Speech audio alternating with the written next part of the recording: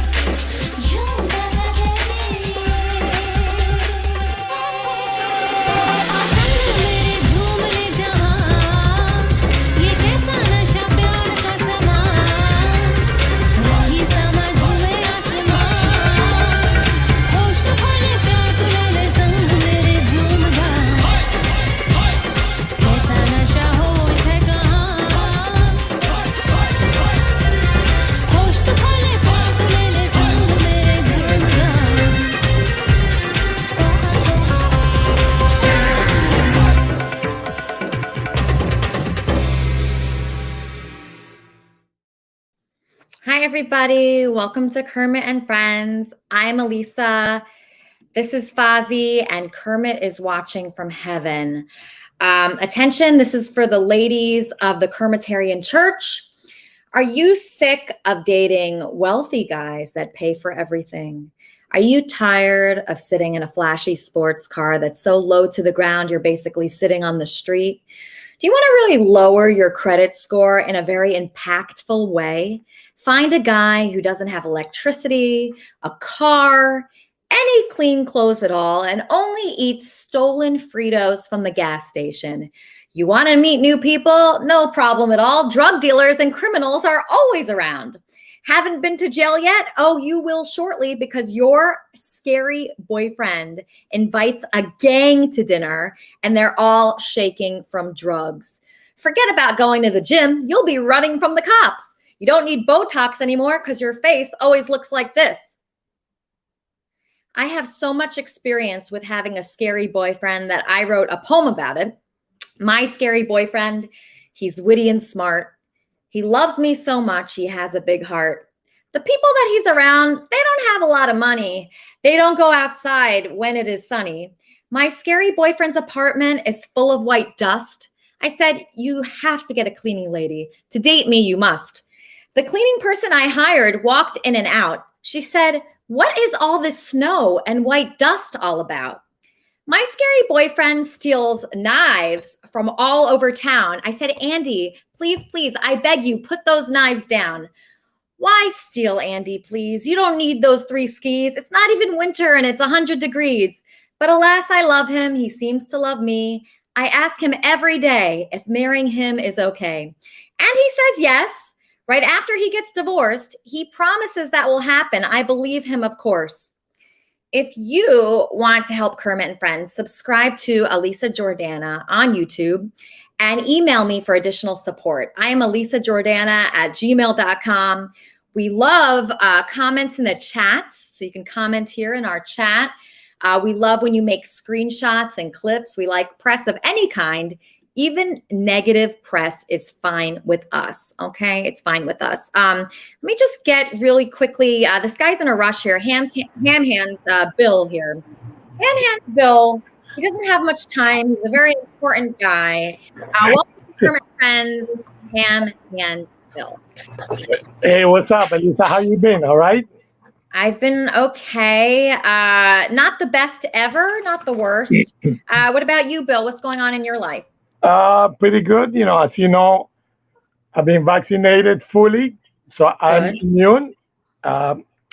Just waiting for the good times at the beach. Right. I maybe party later this year. And I have a couple of suggestions that I make to you. Mm-hmm. And they have to do with going out and having fun. And you mentioned the fact that you are planning on doing a party. Ozzy, no. Sorry. Since you're planning doing a party at the summer, I suggested that how about picking a day at the beach where already there is scheduled music. Let's say they have a live concert, live music, or maybe music through speakers on a nice day. And that's already scheduled from the beginning of the summer. So how about if you pick the day you want to do a party, whatever the party is, engagement, celebration, birthday, or just to celebrate, the beginning of the summer again. I schedule a party at the beach. That way you don't have to pay for rent a place. The music is there. The people come in. They don't have to pay anything. People just buy their own food and everybody has fun. Maybe a beach chair. You could even bring your laptop or maybe with the phone recording. So that's suggestion number one. What do you think about that suggestion? Well, I love that, Bill. I really love that. I love the idea of having a party on the beach. First of all, a beach is free to have a party. You don't have to pay anything. And recently, I've had a lot of financial difficulties with my fiance because I've been paying for every meal, every drink he orders, every experience we have is on my dime. And it's getting to be extremely expensive. I calculated it, and it's just not good at all. So anything free, I appreciate, Bill. Yeah, I mean, you have to put your foot down, and Andy has to pay. Before he met you, he was eating. He was doing his thing. Doesn't mean you have to pay every time. You know what I mean? Do your thing, let him do his thing, and once in a while get together.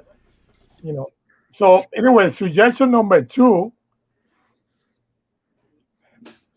your original Kermit and Friend show used to be at night. So another suggestion is maybe once in a while, or maybe switching around, do a night show. In LA where you are, it will still be early and sunny. Let's say maybe 6 p.m. your time. That's 9 p.m. here, or 7 p.m. your time, 10 p.m. here. Right. That way, if it's on a Sunday, everybody already came back from the beach. They're ready to relax after a shower, eating.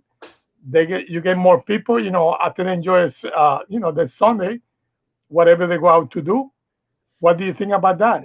I like that idea. I'm always open to suggestions, especially from Bill here. I admire you so much. Bill, I don't know if you're ignoring this on purpose or not, but we have a gorgeous new guest here. I just wanted to bring her up quickly. Joanie, you're echoing a little bit, so just turn your monitor or your YouTube down. When you're on the show, make sure your YouTube isn't up because there's an echo. But this is Joanie Bolton. And, we have some women on the show. I don't see Sugar here yet. I don't see Sugar's camera enabled yet. But this is Joanie, a new woman to the show. Joanie, you look gorgeous. Joanie, you look absolutely gorgeous. Can you just bring us through, how you got this look today?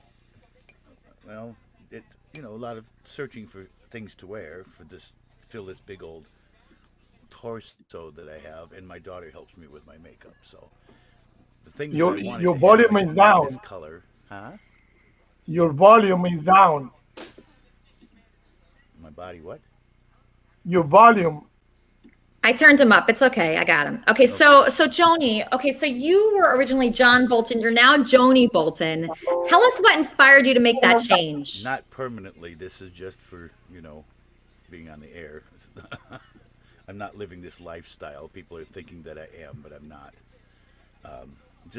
I decided to do this for an April Fool's thing, and people said, you pull it off. Why don't you make a bit out of it? So I have. And here it is. It's just me. Anything on the camera, everything looks crooked. It's not easy. I tell you what, I have a new respect for you women, what you have to go through to do this kind of stuff. This is not an easy task to accomplish, especially when you want to build off of this, what I've chosen for my this big rack that I'm carrying here. Yeah, well, you look great. Bill, can you just rate Joanie from 1 to 10 solely on looks? Well, I guess, the hat looks cool, good outfit, and I guess looking good. Are you going on a date later on? No, this is just at home. I'm not going out in public like this. And it's only for the shows, like coming on for Elisa, or if I decide to do something on my podcast that I do on younow.com. On your personal life, do you once in a while dress up like this, or just today? Just for camera, just for the show. I don't live like this. No, I'm all man, buddy. Yeah, looking good. And yeah, a lot of guys have fun, dressing up, and that's something good to add to your personal, fun or whatever. So the thing I like about this the most, Joanie, you're still echoing. Fix that. The thing I like about this the most is that Joanie felt comfortable enough to be himself here. Okay. And I want to tell everybody here today, like we have a very big guest today, author Aaron Ozey. He's coming up next. And, I just want to tell him and everybody else here, feel free to be yourself. There is no judgment here. And like Ham Hands and everybody else, just when you come on Kermit and Friends, Joanie, fix your audio. It's really bad. When you come on Kermit and Friends, this is a safe place. Okay. This is a safe place. So I just want everybody to know that. And I want you to feel happy being here. And Ham Hands, do you have any advice for people that are coming on here for the first time? Yeah, I mean, just come prepare with a question, come prepare with a comment. Watch a couple of Criminal Friends show before you come live to the show. Check out a couple of Criminal Friends videos so you know what the show is about, and come ready with a question or a comment or a song or something to show Elisa and get in touch with her. Exactly. Okay, Bill, thank you so much. Love you, Bill. Okay, so now I have Charmin and Dr. Roy, former guests and reoccurring characters of Kermit and Friends, together in Miami. Hey guys, how are you? Hi. Wow. Thank you for having us. I'm so happy. Okay, so you guys are in Miami on vacation, having fun. Tell us about your trip so far. It's been really exciting. Roy is down here looking for places to have his conference about dating through trauma. And he asked me to come participate. And I'm really excited to be here. I think this is going to be really big for everyone. Yeah. Wow. So I had, business to do down here. I actually went to a college to get a future conference. No. I also, we did some filming here for the conference as well. For commercials. Yes, it's purely professional in our capacity here. Wow, that is so cool. Okay, so this is something I also suggest to people of the Kermitarian Church. Reach out to others, because look at this. Look what's happening here. Charmin and Dr. Roy are hanging out, having a great time in Miami, where we should all be right now. Yes. And they went to happy hour. They went to the beach. They sent me tons of pictures that were amazing. Yeah. And it just warms my heart so much. And I want, next time you go on that trip, I want 20 more Kermitarians with you. Oh, we definitely need a Kermitarian party. We are looking forward to something where we all get together and have some drinks and really bond. Yeah. And Elisa, I want to do, after the conference, I want everyone to take a trip together And that creates an authentic community. And it's Yes. so everyone on the show, once a year, we can meet somewhere, whether it be Miami, whether it be Cancun, whether it be somewhere, Chicago, I don't know, wherever. LA, I don't know. Love that. I'm pretty sure we're coming to LA for a wedding on the beach. Yes. So I invited everybody to in June to my birthday party, and I was thinking I was going to have a wedding, but after yesterday, I'm not sure I'm going to have this wedding anymore, you guys. It was really bad yesterday. It was it was a very Did bad. my buddy Andy upset you? Yes, he did. He did upset me. We went to the Grove. Oh, yes. I know all about the Grove. Yeah. We went to the Grove, White Kanye the Great, and it was horrible, actually. He invited his ex-boyfriend, who he's still in love with. Of course, I know. You know? How do you know that? Well, a lot of people, they think they know Andy from the tabloids and all this, but I actually have hung out with Andy a couple of times, and it was a crazy experience as I was hanging out with him at his house, right? And we're chilling, and he's spitting on the floor at his neighbors, and his neighbors try and fight him. Now I'm in my mask, of course. I'm just sitting there quietly, and I say, Andy, let's blow this popsicle stand, right? And he's at his own house, and he says, you know what? Yeah. So we go back to my place to do some drugs. But everybody says, hey, White Kanye, you can't be taking Andy Dick to your fucking house by yourself. So they send the jeweler with me. And then he fights the jeweler in my house, and now I have scratched floors in my fucking apartment while I was reading a comic book, and they were doing drugs, and they fought. But the jeweler was there to protect us. And we get out of my Tesla, and the fucking valet sees a dude in a mask, Andy Dick, and some black dude with a gun. Listen, it was a fine night. But yes, Andy is a very wild man, as a lot of men are. But yeah, I do apologize because he is a dick. Yeah, I mean, I don't have anything really that good to say right now about him. I wish I did. Yeah. I loved him a week ago. I really did. But after yesterday, he really embarrassed me. He called me a dumb, fat whore, screaming it in the farmer's market. I already know this because he does the same thing. I don't know. I'm not trying to throw my buddy under the bus. All right. But I could definitely see that happening. In fact, I've seen it happen firsthand. Well, you're a great guy. I want to keep you here. Just stick around. We have a very interesting first guest. I'm looking for Sugar right now, my co-host. She is not here for some reason. Okay. So yeah, she's awesome. Okay, so my first guest today is a very nice guy. He seems so nice. And his name is Aaron Ozey. Okay. He's a celebrity author of the best-selling children's book, Regulus. And I have that book right here. Okay. He's the revered director of the Regulus movie. He's received an eight figure. 1, 2, 3, 4, 5, 6, 7. Is that, how much is that? Okay. An 8-figure acquisition offer from the private investment group for the literary empire constructed around his infamous Rat King character. And the Rat King character is named Regulus. And this is that character. And then we're going to talk to Aaron Ozey.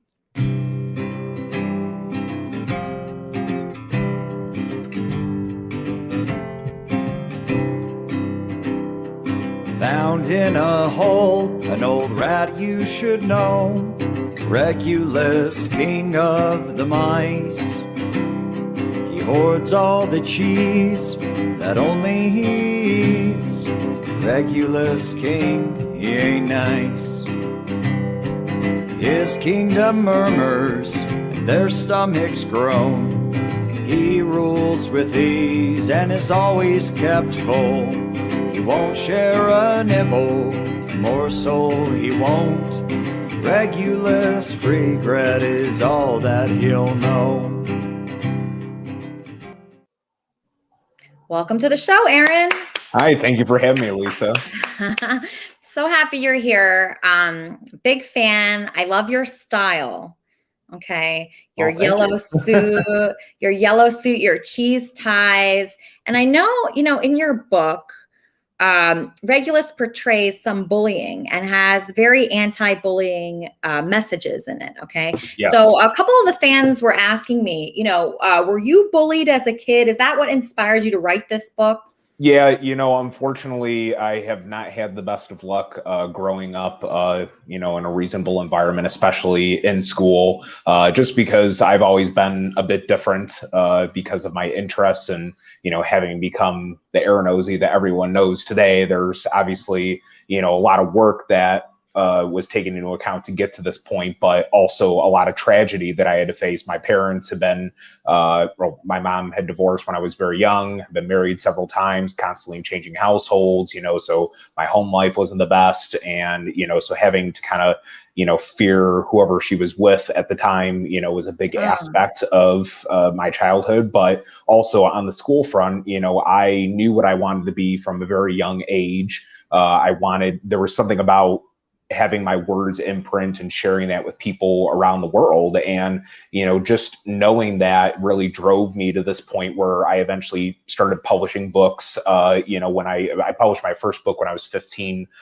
in high school, called Celestial Inferno, Poems of Another Realm. And originally I wanted to go after the poetry genre and really try to make my name, but that kind of over the years transitioned into children's books, and that's really what came up with my my masterpiece, which is Regulus. And I say that now, but who knows what the future holds at this point, especially after all the doors that Regulus has opened. But in early high school, I was really pushed around by other students who really didn't understand what I was trying to do, and really didn't care that I was in the process of writing a book, and they didn't know what that meant or the significance of that in your life. And so unfortunately, at the time, cyberbullying and, other types of bullying, they weren't tolerated, but they weren't at the height of awareness that they are today. And so I eventually started to self-inflict, I hate to say it, and, really started having suicidal thoughts. And so I was committed to a facility for about 2 weeks to be evaluated and really assess my life. And, coming out of there, I saw all these other children who had such horrible backstories. And I looked at myself and I said, I have nothing to complain about here. I'm like, mine is really, family and friend drama. I'm not, psychologically ill, there's nothing really going on with me to that degree, so I need to change myself around and really push forward in the best way possible. And so that's when I decided to publish my first book. And so there's a lot about Regulus as a story that roots back to my early beginnings, as a kid, and really trying to become this star author that many people know today. And, like I said, it wasn't easy getting to where I'm at right now. And many people who know me personally know that. And I speak about that quite frequently because, children should not be, prevented by their troubled home life or conflict at school to really succeed and become who they want to become. So, and there's a lot of important lessons in Regulus as a book, that obviously translated into the movie, the trailer that you just showed everyone, that are important for children to learn early on, so that these problems that I faced growing up do not continue, and that, aggression or this, unnecessary anger coming from these other kids, projected onto people who are just trying, or other kids who are trying to make something of themselves, so that doesn't happen.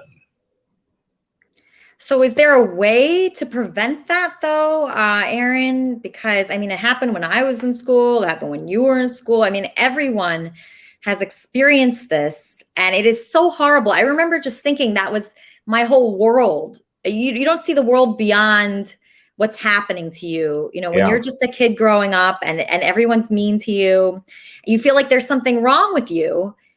And it takes a lot of learning and growing up to figure out there's so much more to the world than just this group of people.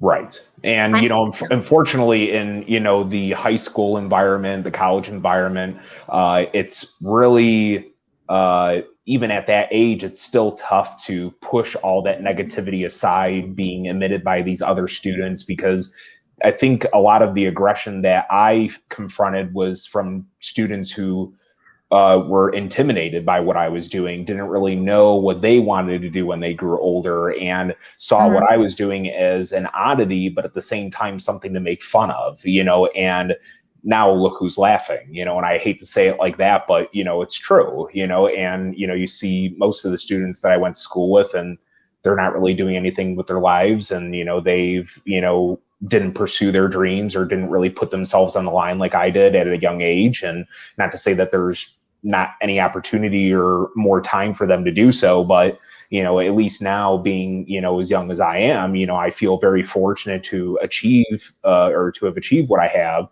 not just with my entire body of work, but Regulus in particular, because and I know what you're getting at, Elisa, it's really tough to try to, prevent that behavior, but it's not just the responsibility of, us as individuals or us as students, like when we're growing up at that age, but it's also the responsibility as, these educators who are overseeing these students to take more consideration of what's going on in the classroom and identify problems that could be going on, not just in the classroom, but taking even a personal interest in what's going on in their home life. So I think that all of that, collectively is very important. So I never really had a teacher reach out to me to see how I was doing. I wonder if they just don't do that. So, this is what I tell people all the time coming out of high school. There was two main things that I appreciated. One was the accessibility to technology.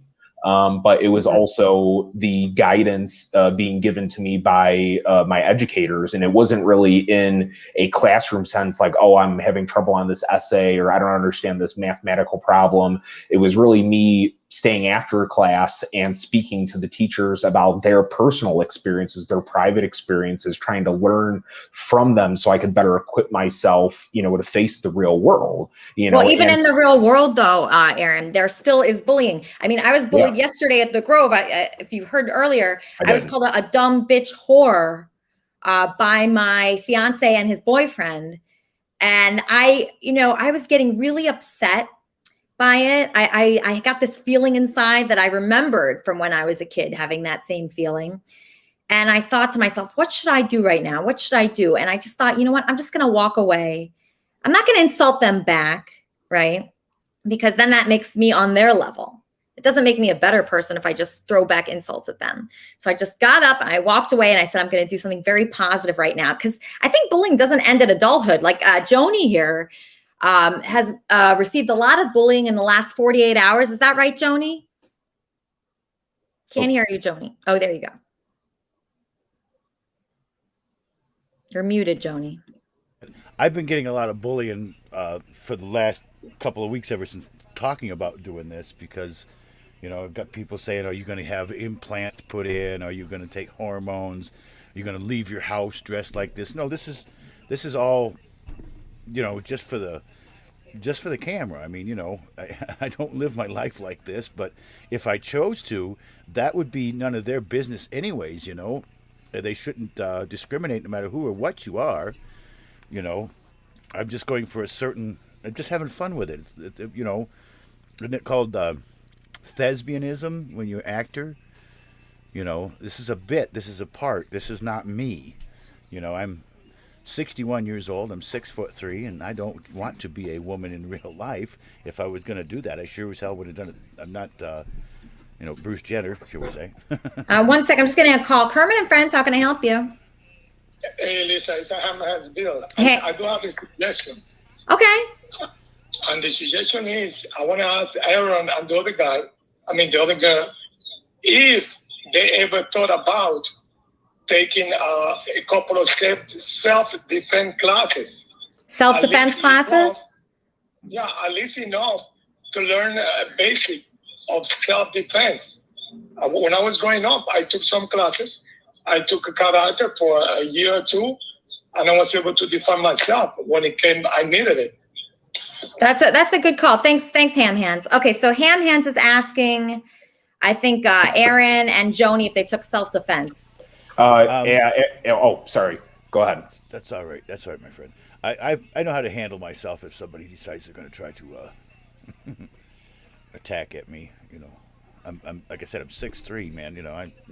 I've been in a couple of scuffs or two, but no, I never took basic self-defense. It's just learned it from the street, you know. Mm-hmm. Yeah, I to comment on that question from Ham Hands, I believe it or not, when I was younger, I had activity-induced asthma. It was very bad for me. And around third grade, my mom found a local Taekwondo dojo that I could join in order to control my balance and also to better my breathing and to really get me on this healthier track. And it was something that I loved so much that I stuck with it for about 10 years and achieved my second degree black belt from the World Taekwondo Federation in South Korea.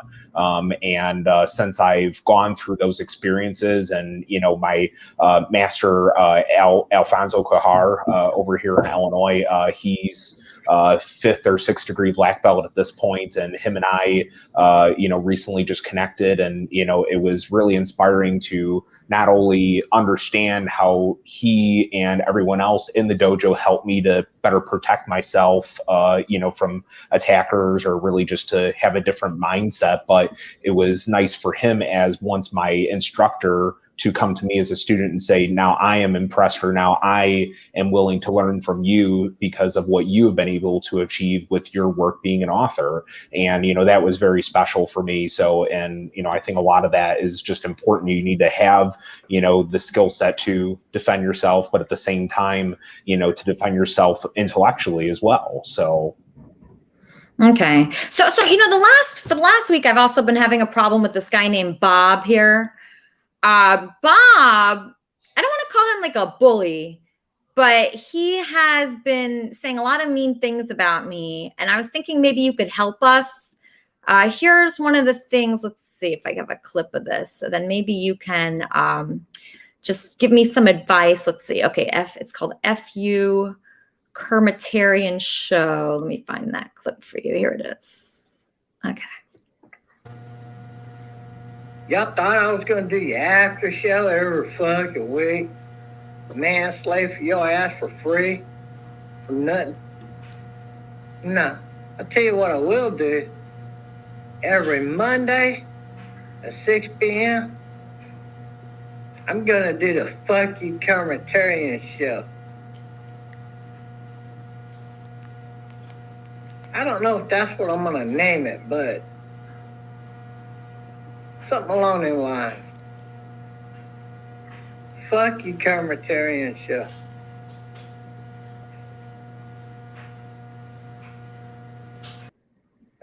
So, okay, so that was Bob here. Bob, do you still feel that way? Are you going to do a Fuck You Kermitarian Show after you were Kermitarian of the Week last week?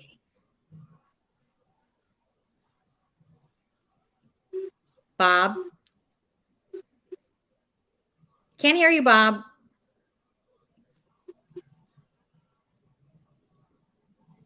Oh my God. This guy's unbelievable. But anyway, so I have this guy. He looked like he was trying to pretend like he was crying. Yeah, no, he's not crying. He's been mean all week. I can give you another. I saw. Yeah, you saw, right? So he's been going on and on and on. After he was Kermitarian of the Week, then he did this.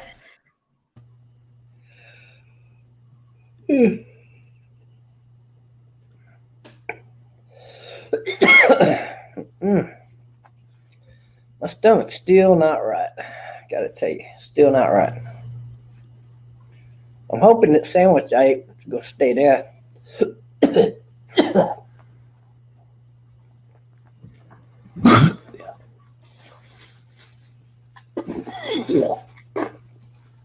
Well, maybe not. Hold on. I didn't see this one. What the So Bob was supposed to be in charge of our one of our wrap-up shows here, but he was just throwing up the whole time. So, it's hard sometimes to find the right people to work with. Do you work alone, Aaron? Do you like to work alone? I'll say this, I like to work alone when it comes to, the raw exertion of my creativity and really just trying to, put what I am thinking into words, trying to string everything together. But at the same time, when it comes to, focusing on bigger projects, something that I know personally is beyond myself as an individual, I love working with others. So it's kind of a dual-edged sword, if you will. Right. Yeah, it's because you want people to work with. Like for this show, I like to have a lot of people involved. But sometimes, the more people, people are throwing up, they're making a huge mess of things. But let's take more questions for you. Let's bring up Lori Bolton. Lori Bolton, you're on with author Aaron Ozey. Hi, Lori. Hello. How do you get over writer's block? Oh, I get that question a lot. I've been on writer's block since high school. I have like 3 novels that I started writing in high school, and I just have not been able to pick up. So I've been asked this question many times. One thing that really helps me, and it's a very kind of simple answer, is I feel like if I've written too much, I need to completely disconnect. And if that means me going to the movie theater, and watching a flick, or going to the nature preserve and, taking a walk, or completely, uprooting my environment and going to spend time with friends or family, because somehow in some way those interactions spark further creativity and allow me to really think about the alternative, a way around that metaphorical wall that you have to get past in order to achieve that end vision. So, that's something I'll simply put to you. But, in another way, I think it's also to focus on the part in which, or your story, or wherever you may be at in terms of creating a new project, trying to focus on that point and try different scenarios, create different variations of it. And in this mixture of ideas, you're going to be able to pull something together that is going to overcome that roadblock for you. So, but there's no right or wrong way to get over writer's block. It's really up to the preference of the writer. But at least for me personally, I feel like that has been, successful for the years. So. Awesome. And how did you get your film was animated and then it got made into a movie? How do you do that? How do you get that to happen? Yeah. So I got to say this, it's one of the greatest joys or one of the greatest achievements that an author can have is to actually see their work come to life on the big screen. And originally it was playing around about maybe making it into a short animated series or a TV show, something of that nature. But then really after I connected with a company called Tailflick, it's now an open marketplace for authors to list their books to be optioned as film projects to studios out in California or other parts of the world. And so that was really what kind of got my gears rolling about turning or seeing Regulus become a movie. And one day I got contacted by my publisher, my agent, and they said, okay, well, very good news. Turns out that there's this studio out in California called Bizarro Studio that has very small niche productions, that focuses primarily on animation. And so they want to speak with you about possibly acquiring the rights. So originally when I met with them, they had pitched to me a very generic sounding version of my story. I called it, I think at the time it was like a horrid version of Peppa Pig or something. And, I was just kind of using an example and I was like, that's not how I want to have it done. I'm like, this is something that I worked for 3 years to create. I'm like, I don't want to have it misportrayed in this light. And so I actually pitched to them my version of how I wanted to see things done, because I've always been a big fan of Tim Burton's work and stop motion. And so they liked my version so much that they actually considered bringing me on as the director and executive producer of the movie. And, because I had prior film experience, in a variety of projects and, really thought that it was time to make that leap and become a director. And they said, who else better to direct this movie than the creator himself?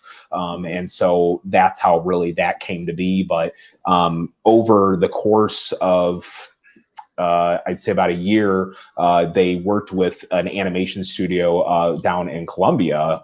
So it was I called it the production triangle for a while. And it was me here in Chicago, kind of directing things remotely, me working with the studio out in California, and then this team of 30 down in Colombia piecing this all together over the course of a year. And I actually did fly down there once to oversee various stages of production. And towards the end, just imagine walking into a giant warehouse almost, and everyone in there is just running around and taking pictures of every single scene out of this movie and piecing it together. And there's editing going on, and it's just like magic is in the air. And, you know, I just thought to myself, seeing that, wow, this is all happening because of me. And so we had plans to debut this in theaters and, you know, really go hard after, you know, the premiere. And unfortunately, COVID hit. So what happened is that I decided to enter negotiations with Amazon in order to release it exclusively on their platform. And, you know, it just so happened that when it was actually released on the platform, that was within the first 2 weeks of March 2020, when people sat at home and, you know, where everything was being shut down. So it was actually perfect timing. So, and since that, it's attracted attention from hundreds of different celebrities across many different industries. And, you know, it's really been that has established me, you know, as this celebrity author now type, you know, as you put it. So awesome. Okay, T-Bob is back. T-Bob, question for Aaron. Yeah, I noticed on your website that you support Black Lives Matter. So are you basically a super left-winger? No.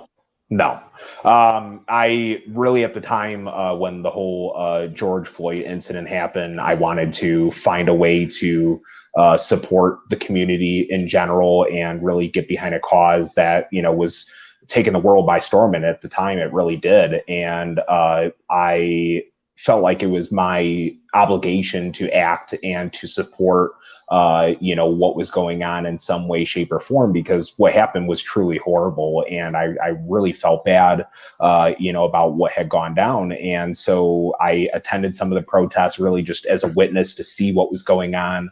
And I made the vow for my next book, which is the prequel to Regulus, to dedicate that to George Floyd and his family, is just a tribute, because everyone was doing something to help out. And I feel like I was just sitting around and I wasn't doing anything, because charity's always been a very big element of who I am as a person. And I just wanted to, you know, step forward and, you know, be a part of this, you know, in some way, shape, or form. So in a positive way. Well, you should consider the fact that Black Lives Matter is 100% owned by Act Blue. And Act Blue only donates to the top white Democrats. Okay. Ultimately, it's owned by MasterCard if you follow the money trail, who donates to who and all that. I don't want to go through all that on here right now, but sure. So I'm not really I'm not really trying to go after the organization as a whole, but it was more or less for what happened to George Floyd was wrong, and trying to be a part of that conversation in a way that was helpful. And I hope that you know, my pledge to donate a portion of the proceeds of that prequel to him and his family actually, you know, is able to come to fruition in the next year or so here. So you're not really like your cartoon character where you just are a person without a heart, you know, keeping all the cheese for himself. No, I'm not. So in the book, necessarily, the rat Regulus resembles the dark past, that the darkness that I've experienced growing up as a child and going through these, you know, different experiences with my parents or friends, and, you know, my struggle to get to where I'm at today. But, you know, and even back then, you know, growing up, there was a bit of selfishness that I had in me, and, you know, I wanted to just do things for myself. But as I started to mature and get older, you know, I knew that wasn't me anymore. So those three mice that steal the cheese from Regulus in the story is that turning point in my life where I started to realize that I need to be more communal. I need to be more serious about, you know, my family, my friends, you know, people who I love, because, you know, tomorrow is a promise to no one, right? And so we have to experience every moment that we have available to us. And so that's why at the end of the story, there's this, you know, equalizing of these emotions, and it's really Regulus rebonding with these three other characters after really understanding his faults, you know, and where he went wrong. And I think a lot of that just resonates with the course of life. You know, we sometimes, I mean, even right now, we can be different people 10 years from now. We don't know. And, you know, but it's up to us to kind of try to navigate that path as best we can. So. Well, I just got one other question for you today. You sound like you're a very intelligent guy, and I appreciate you taking the time to answer all of our questions. Thank you. But my other question is, how do you feel about God? And can we look forward to seeing a cartoon with this new cartoon character that you've created in an appearance, like basically talking to God in some way or some interacting? I would not be opposed to it. I was raised in a very religious household, raised very traditionally. I went to Catholic school for a great number of years, and have always, you know, attended church, and, you know, have been very close with God. You know, not just on my own terms, but with my family. So, but I feel like maybe down the road there might be an opportunity for something like that. You know, it's hard to say at this point, but maybe. What's up, Bob? Bob, do you think Johnny Bolton looks pretty good today? I think he did a really good job. Yeah. I think he could pass as a drag queen. Take off the glasses. It looks a little bit different, doesn't it? Rob DeHaven challenge him in this contest right here. I'm surprised, Bob. You surprised me. I put in a comment. Says, "Uh-oh, here comes the butthole question." Kermit and friends. Kermit and friends. Hold on, Bob. Kermit and friends. How can I help you? This is Eric. I was wondering if you could send me the link. I did. I texted you the link, Eric. Oh, you did. And I also wanted to ask Aaron. I'm an author. I've been writing books now for 10 years, and I'm kind of embarrassed to even share my work with other people. You're embarrassed to share your work? Your work is so amazing, Eric. Why would you be embarrassed to share this? Well, there's typos. You go back and, they can always be edited better with people out there. All right, Eric, I can't hear you. Just come on the show. I can't hear you. You sound horrible. You're unclear. Okay, so what if you're embarrassed? Then I don't think if somebody writes something that they're embarrassed of, that they should edit that, right, Aaron? That's what I don't think that's good. You know, I'm glad this has been brought up, because out of the many speaking engagements that I've had at colleges, high schools, daycares, just any really educational establishment, I speak about my experiences, my journey getting to this point that I have.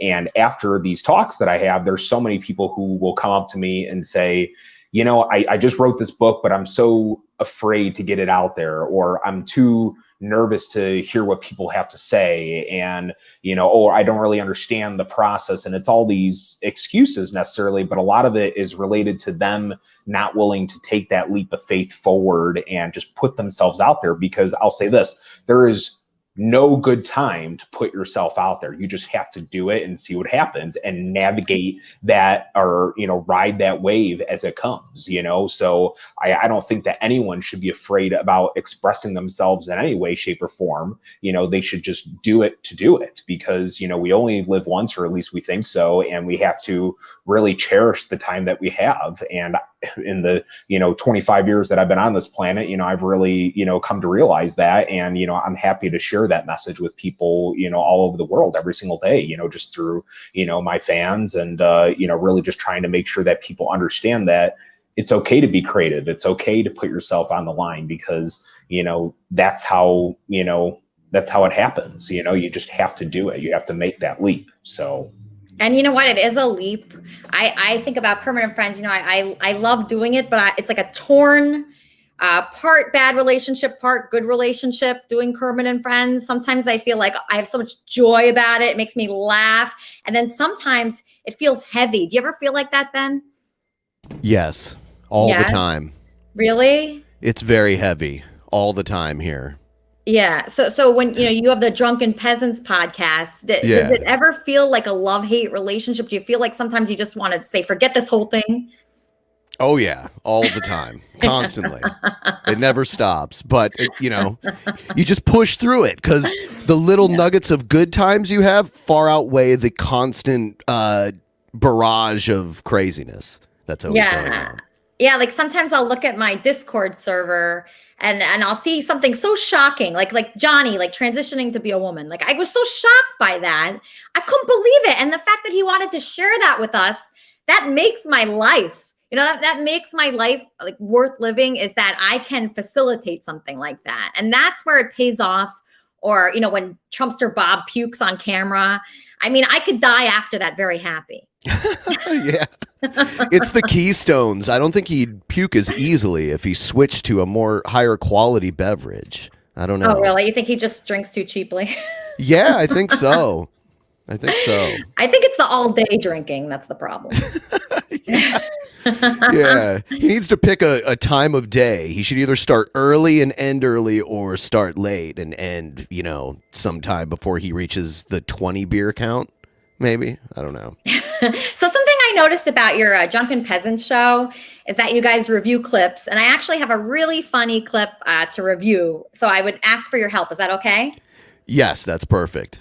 Okay, so I have a clip of Kermit and Friends regular Eric Rigg, an example of one of the emails that he sends me. He sends me so many emails. It's unbelievable, and here is one of them.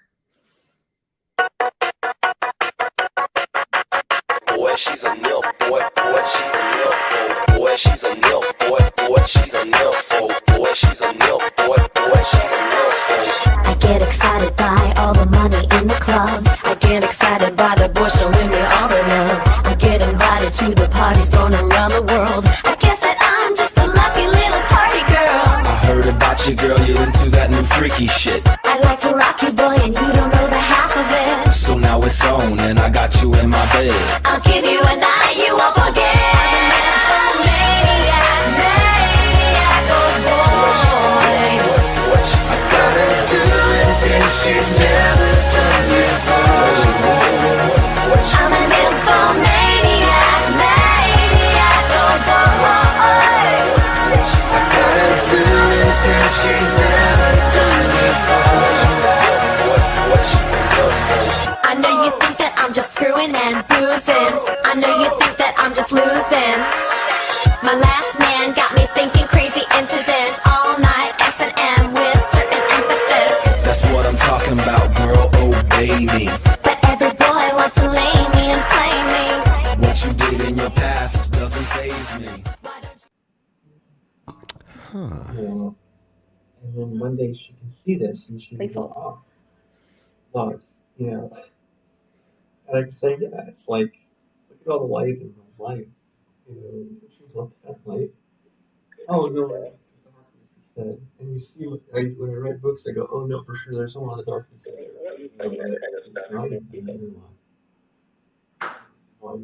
Wait, what, Eric? Eric, I'm playing your video right now. Yeah, I don't want you playing that for people like that. What do you mean? You love that video. You sent it to Kermit and Friends. You sent it to the Kermit and Friends email. No, I sent that to you in private. Eric. I don't, like, what if later I do become an author and then people play that and then try to tear me down? No, you'll be the most famous author in the world with a video like that. For little children? Like for 12 years? You want to be a children's book author? Yeah, it's like, I got a whole kids series. You have a whole kids series? They won't see that. Don't worry about it, Eric. Eric, your videos are amazing. I have enough footage to play for the rest of my life. So, what? That kind of thing is extremely embarrassing. It's embarrassing? No, you're beautiful. And just come on the show, Eric. You have a lot to say, I think. And it takes my heart. And I mean, I don't. It's very difficult to say this, but I did not approve of you doing that. And, Eric, we had a long conversation about this. Come on the show and we're going to talk, okay? No, I don't like that. You don't like that? Okay, all right. You know what, Eric? I think this guy, Eric, is a problem. He's sending me videos, nude videos of him sticking pens up his butt every week. I mean, pens in different objects. Do you get email like that, the Drunken Peasants? I have at some points in the past. I wasn't sure what he was doing because there was the whole censored bar. I thought he was just showing off his socks. No, it But- was a pen. It was a pen. See, so we have this butthole challenge. You're familiar with it. It's from Trumpster Bob. And I was so excited because finally we have a butthole for Trumpster Bob to inspect. So I was really excited about that. Right, Bob? Yes, Bob knows. So we have this butthole challenge. This is the official challenge to Eric. Okay, so he is willing to do that challenge. We have close-up pictures of him for you and everything. So we finally have the challenge. It took Bob years to get someone that was brave enough to do this. Finally, we have the person. So I would think that Bob would be very happy, right, Bob? Yeah, because now I can actually make a private YouTube stream, show that video, and then turn around and show mine and prove, what I got to prove and win the challenge. And then I can invite just your special people in there to go watch it.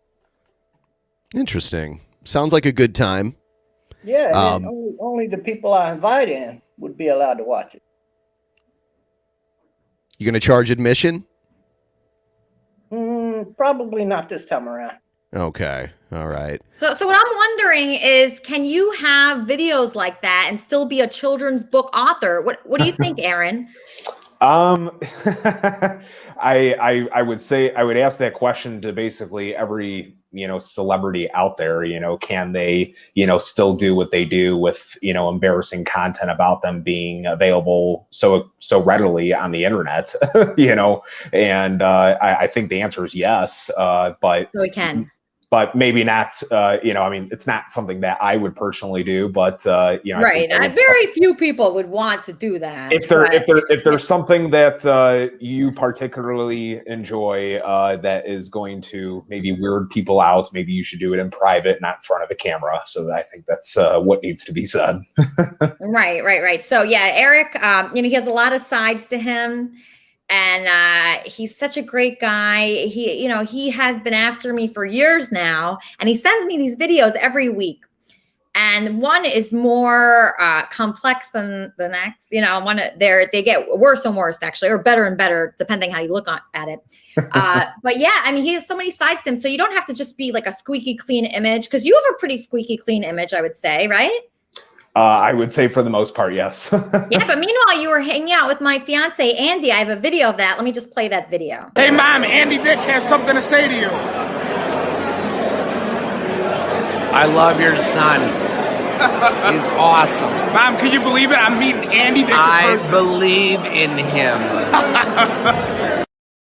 Yeah, that's actually the first time we ever met. And how did you meet Andy? How did you meet him? Yeah, so Andy and I have been friends for a number of years now. We actually connected at the Cameo holiday party in Chicago, because I live in Chicago, and this was, Cameo is this, probably everyone in the audience knows Cameo is this shout out network where celebrities can list themselves, to get paid by fans for, shout outs or direct messages or business endorsements, whatever the case is. And it just so happens that Cameo started in Chicago.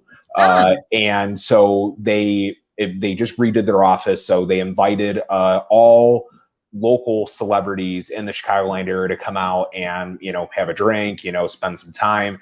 And I saw that Andy was flying in from California at the time on his Instagram. And sure enough, he just showed up. And prior to this, he had read my book, Regulus, and, said so many great things about it. Him and I were talking over social media, but this was really the first time we ever met in person. So I think I had a few already by the time I came up to him, and I was actually very nervous to talk to him. Really? I was very nervous because I had seen him on, all these Comedy Central rows, all these movies. This is at the time, and I still feel this way. Big movie star, and this guy's, very well known and maybe not the most respected, but, I said, I have to meet him, at least once in person. And so I still remember going up to him, and he's like, "You're the rat guy." He's like, I know it. And he's like, "Come on, sit down." So him and I hung out for about 4 hours at this party, and it was just so great to get to know him a little bit more. And, we've talked ever since. So. That's awesome. Yeah, he's a good guy. He really is I'm engaged to him technically right now. Yesterday was not a good day at all. It's just relationships are hard, right, Eric? Aren't relationships kind of difficult? I mean, it's just ugh. Yeah, I think it depends on the kind of relationship you're building, and if you set a goal like, I want to have a child's movie, and I want children to see a cartoon movie, it's a different goal than saying I want to own something like Universal, or it's a different goal to say I want to have a #1 hit and be happy or pay my bills as a musician that pays their bills versus saying I want to be like Madonna. So yeah, I think it can be hard. I did not approve of Elisa playing that for anyone, and I want to give it some context. I think the context would be that couples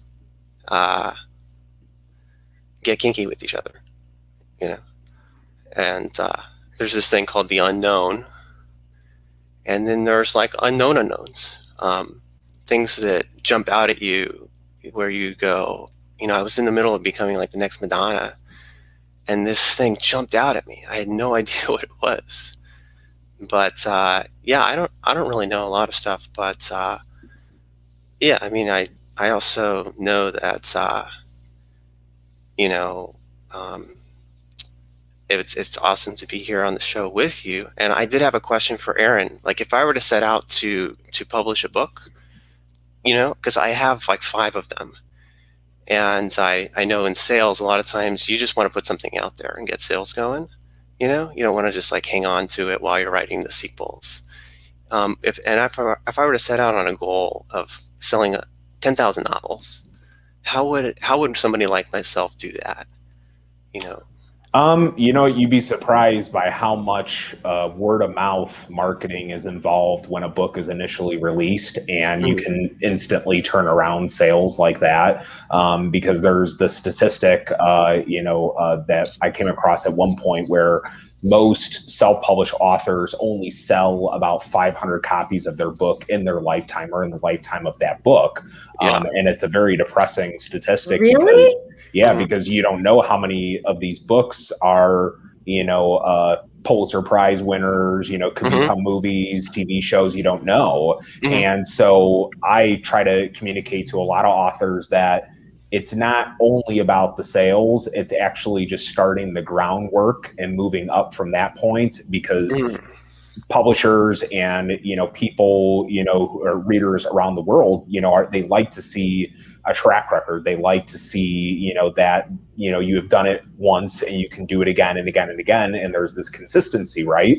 And so, but in the world that we live in today, utilizing the internet, social media, every, digital avenue you can find is ultimately going to give you the strength to not only build yourself as the brand, but also to, create this culture, this phenomenon around something that you've created.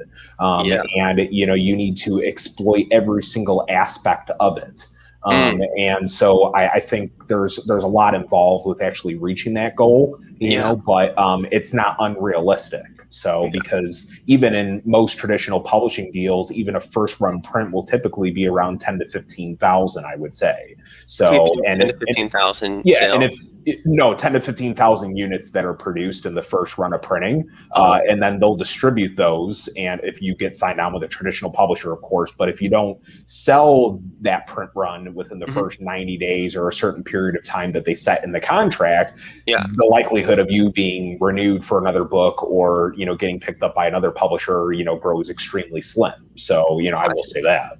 Yeah. Like I've heard, like in music, you can sign up for a record deal, but they don't really do much, Right. And the problem is that a lot of, when you enter the traditional route, you take away that learning that the author should be doing, or, the learning that the creator should be doing, and understanding, okay, I wrote this book, but how is it being edited? How is it being published? Where is it being distributed? How do I market it? And it, understanding the full process from A to Z is important, because that enables you as the author to understand better what your audience wants, compared to just depending on a room full of gray-haired men to do the job for you, know? So, and I say it boldly like that, but it's true.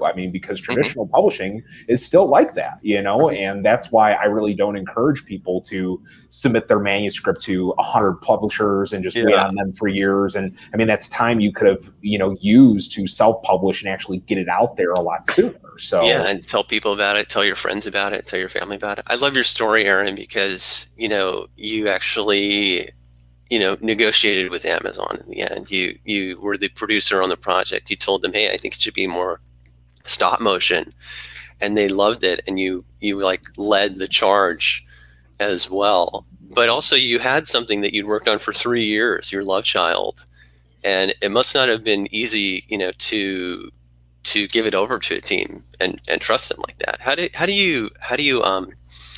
do you conquer those demons when it comes to trusting others to really you toss them the football and really drive it home? Just 1 second, Eric. Hold on.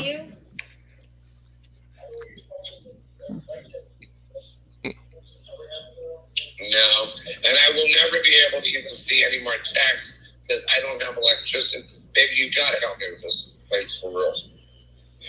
How much do you need? $650. Give it to him, and I'll pay you back $1,000. Please, like I'm spelling it out for you, plain and clear, and I'm not kidding. I'm always good with my word. I'll pay you back $1,000. And who is this person? The guy I broke his car window, and then I left my phone in his car stupidly, and he hijacked it. Please, baby. Please. So, Eric, the number one, do you know what the number one problem in relationships is? I promise you. Is it, and somebody else took my other 2 phones.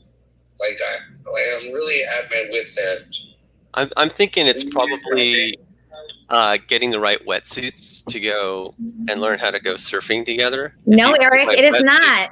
Then you can build the right relationship. What is it? The number one problem in relationships is finances. Finances. Okay? I would say so. Not having a financial plan, Yeah, so if you're fighting about this early on, be very worried about your marriage. Smart Money says this argument can lead to divorce. Nearly half of Americans, 48%, who are married or living with their partner say they argue with the person over money, according to a survey of more than 1,000 people. Okay. Wow. So this is pretty crazy. So most of these fights are about spending habits, with 60% saying that the one person spends too much or the other one is too cheap. The remaining fights are pretty evenly split between someone being dishonest about money, okay, how to divide the bills, and other types of money fights, which could be anything from disagreements over forgetting to pay a bill to a couple's financial priorities in life. So these 2 studies show that this could lead to divorce. So already you can hear that Andy's asking me for $650 and $450 and $250 and all kinds of amounts. So, this is a problem. So do you have any advice, for us on how to handle our finances so this doesn't get in the way? I don't really know. I think it falls into the category of unknown unknowns, things that people pay billions of dollars to consulting firms to really get in there and figure out what it is. I can say in my own life, I have my friend Chris, who he was friends with my Uncle Dan before he died. They did karate together. He's a guitarist, but he runs a business brokerage, a sales team. And Chris makes probably, I don't know, $5 to $10 million a year. But he works with business owners to sell their businesses. So he's actually he's a kung fu master, but he's a financial planner for them for a long time before they decide to sell their businesses. And then he has to work with the buyer and their finances as well. And then he has to work with their attorneys as well. So he has like 6 or 7 people that he's working financially to actually. Okay. Never. I promise. You don't know. you know I already feel bad about you paying for everything. No, and you're not loaning it to me. You're just taking care of this bullshit so I can make money again. Like, I'm really getting fucked. I'm fucking my own career up. Oh, God. And I promise, and I promise, you're gonna get $1,000 cash. Wow, Christine just offered to lend Andy the money. Christine, are you sure you want to do that? You're muted, Christine. Unmute. Yeah, I'd loan him $650 for $1,000 in a heartbeat. I mean, I trust him. Really? Burn me. Yeah, well, burn me once, shame on him. Burn me twice, shame on me. I would only try it one time. Wow, that's so generous of you. That is unbelievably generous of you. I cannot believe that you'd be willing to do that. Wow, you're a really good person. Well, for Andy. Christine. For Andy. I try. Wow. All right, I'll tell him. I'll tell him that you'll loan him the money. Wow, I can't. That just like blows me away. It's so crazy. You know, I feel so blessed in my life when I come across. Well, if he pays me back $1,000 for $650, that's profit. I could use that. All right. I'm gonna get in touch with him. If he's alive, I'll get in touch with him. Okay. Just one second. That's awesome. Eric, see, isn't this nice? Just showing that the world is a friendly place. Doesn't that make you happy? Oh, sorry, I muted you. Sorry, one second, Eric. One second. Yeah, I actually donated $10 to Andy getting his lights back on already. So, you know, it would only be $640 from Christine, you know.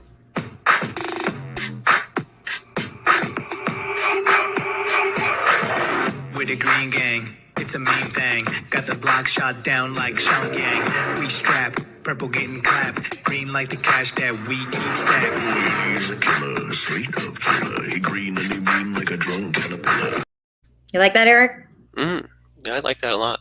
So that's every time we get a donation of any kind. So Christine was nice enough to offer $650 to Andy, which, wow, that just like blows my mind. Wow. But it's amazing. So, okay, so let's see. So let's ask author Aaron Ozey a couple more questions. Let's get White Kanye on. White Kanye, any questions for Aaron Ozey here?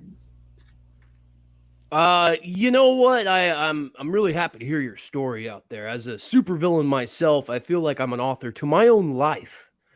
I'm trying to, live my life to the fullest and have really the best life possible. And I think that's what you did. You know, you dug deep to really find your passion. So I guess really it's not even a question, but just an assumption. Is writing your passion? I believe it has been. It's not even just a passion. I eventually at one point in my life, I still explain it to people this way to this day is, you know, writing is not just something that you learn how to do in order to truly be a writer. It's, you know, a gift that's bestowed to you from up above. You know, it's something that, you know, you're born with, just like how certain people, you know, become famous musicians or certain people become political figures. Like everyone has a destiny, you know, and writing is mine, you know, and it's really that simple. So. That's awesome. You're on with Dave from the UK. Hey, Dave. Hey, how you doing? Aaron, I think you're a really interesting guest, by the way. And you've got a very interesting story to tell. One thing I was thinking about was earlier on, Elisa, you were talking about how stressful it can be trying to manage the big personalities that are on the program and all of the things that go with that.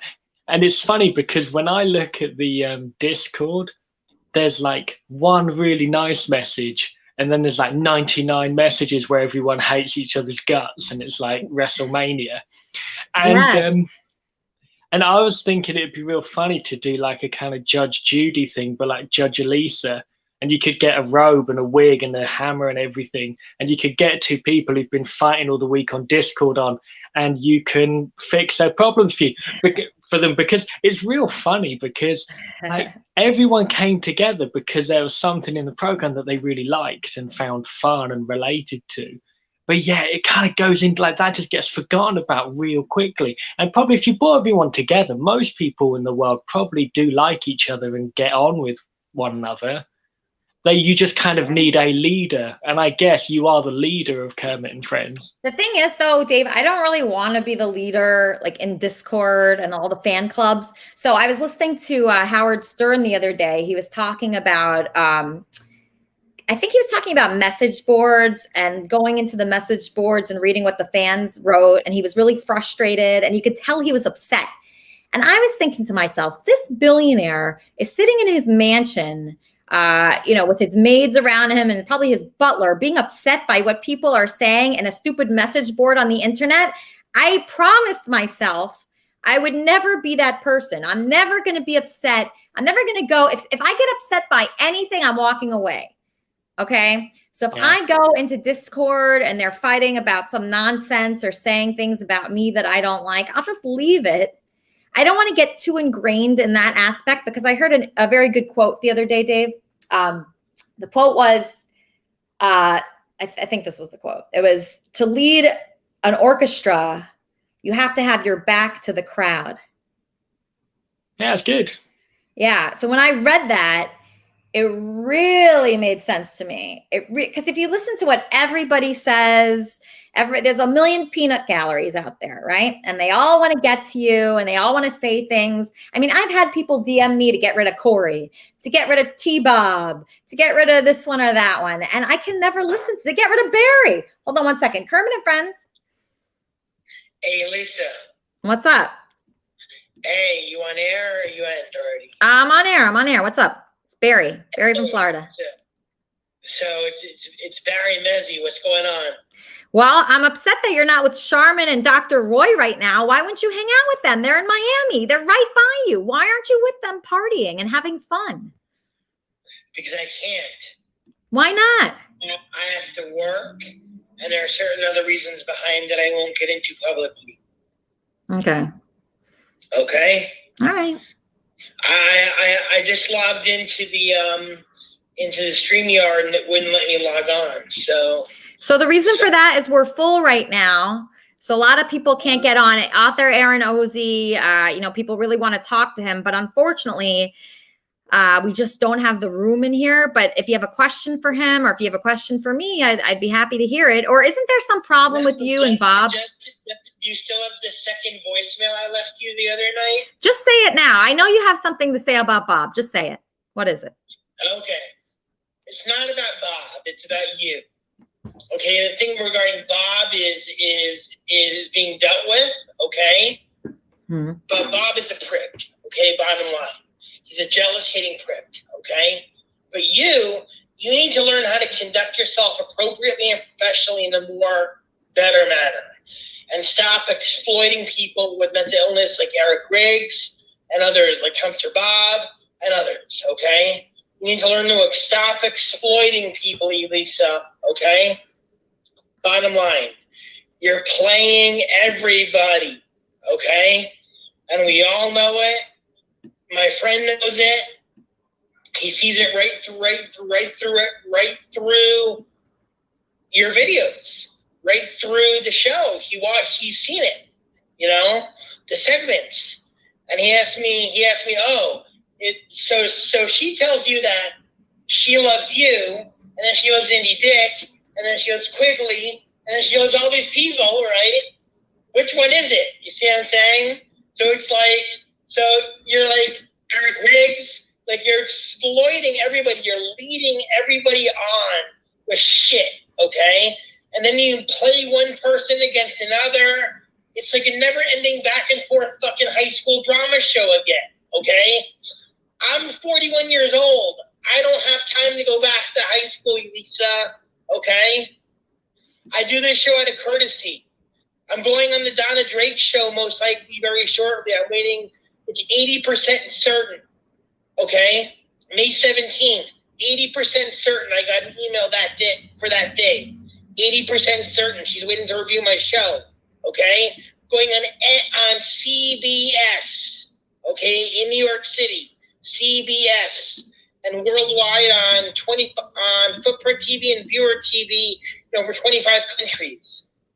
I don't need high school drama. I'm lying. I don't need it. I don't need people that are going to create problems for me. They're going to create issues. I already have enough of that, okay?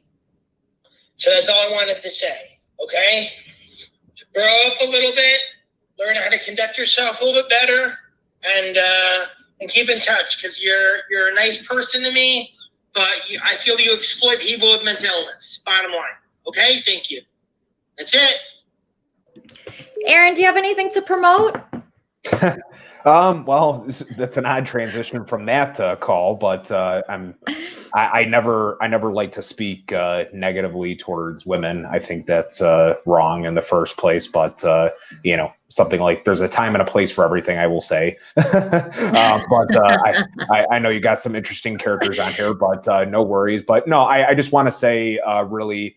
Thank you so much for having me on today, and really to, share more about, the core messages that are Regulus and, everything else that I'm kind of doing as an author, because it's important for me to, not just, yes, thank you. Please, everyone, go buy the book, go to AaronOzey.com. There's the plug. And if anyone is an Amazon Prime lover, please go check out the movie. It's great. One thing I'll say is that the book is actually in the movie, so there's no voiceovers in the movie. It's all instrumental, and I did that for a very specific reason. So before each scene is actually played out in stop motion, the words from the book appear, so that way the parent has the ability to read the words to their children watching the movie, and the children get the chance to enjoy the scenes being acted out. So and there's a lot of things that I did with the movie and with the book to be friendly to all audiences. So, but I'm just very grateful that you and I connected, and I really do hope that I get a chance to be on again. And to everyone who has sat here patiently and listened to me, I know that it can be a little monotone to hear someone talk about their books and what they're doing creatively, because there's always that FOMO factor, like, oh man, I want to do that, or I want to achieve that sort of success. You all can. So, and I invite anyone to reach out to me personally, and I will try to give them the tools in order to get started. So, but thank you again, Elisa. I really appreciate it. And to everyone watching, thank you. Shout out to my fans worldwide, and hopefully we speak again soon. Awesome. I love him. Aaron, you're welcome here anytime. And now I'm going to bring on Christine to do a short prayer. Christine, you mentioned you wanted to do a prayer. I think it's a good time for a prayer. And then I want to get to my co-host, Sugar, even though her camera's not on. Sugar. Where are you? Oh, there you are. Okay, you're next, Sugar. Okay, Christine, can you do a short prayer just for me? Wow, I wasn't ready for this. Dear God, we just come to you together. And we know that when we're praying together, that you're with us. And we pray that all of us get over our fears, chase the truth.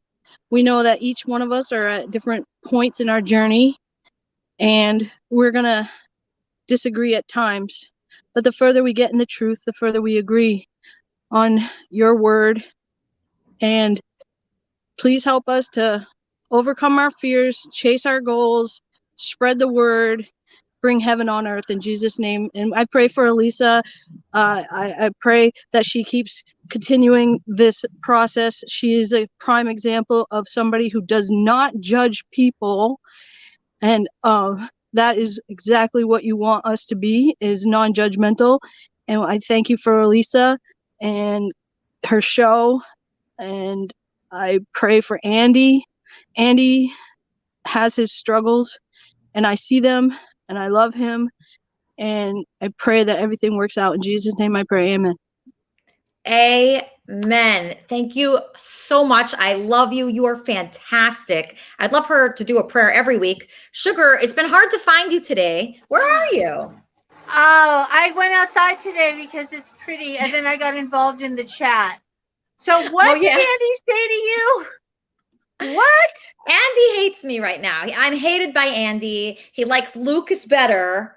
He likes his butthole better than anything on me. So I'm in the doghouse right now, Sugar. We got into a big fight. He called me a big fat whore in the middle of the farmer's market at the Grove. Very embarrassing, actually. It was humiliating. But well, how is this acceptable to you? No, it's not acceptable. That's the thing, Sugar. I'm very torn right now because he has his. What's there to be torn about? That is unacceptable. Well, that's why I left. I mean, I cut Andy a lot of slack. I love him. I want him around, but I can't have him because this is going to start affecting you emotionally. It's going to start affecting how you feel about yourself. This is causing trauma.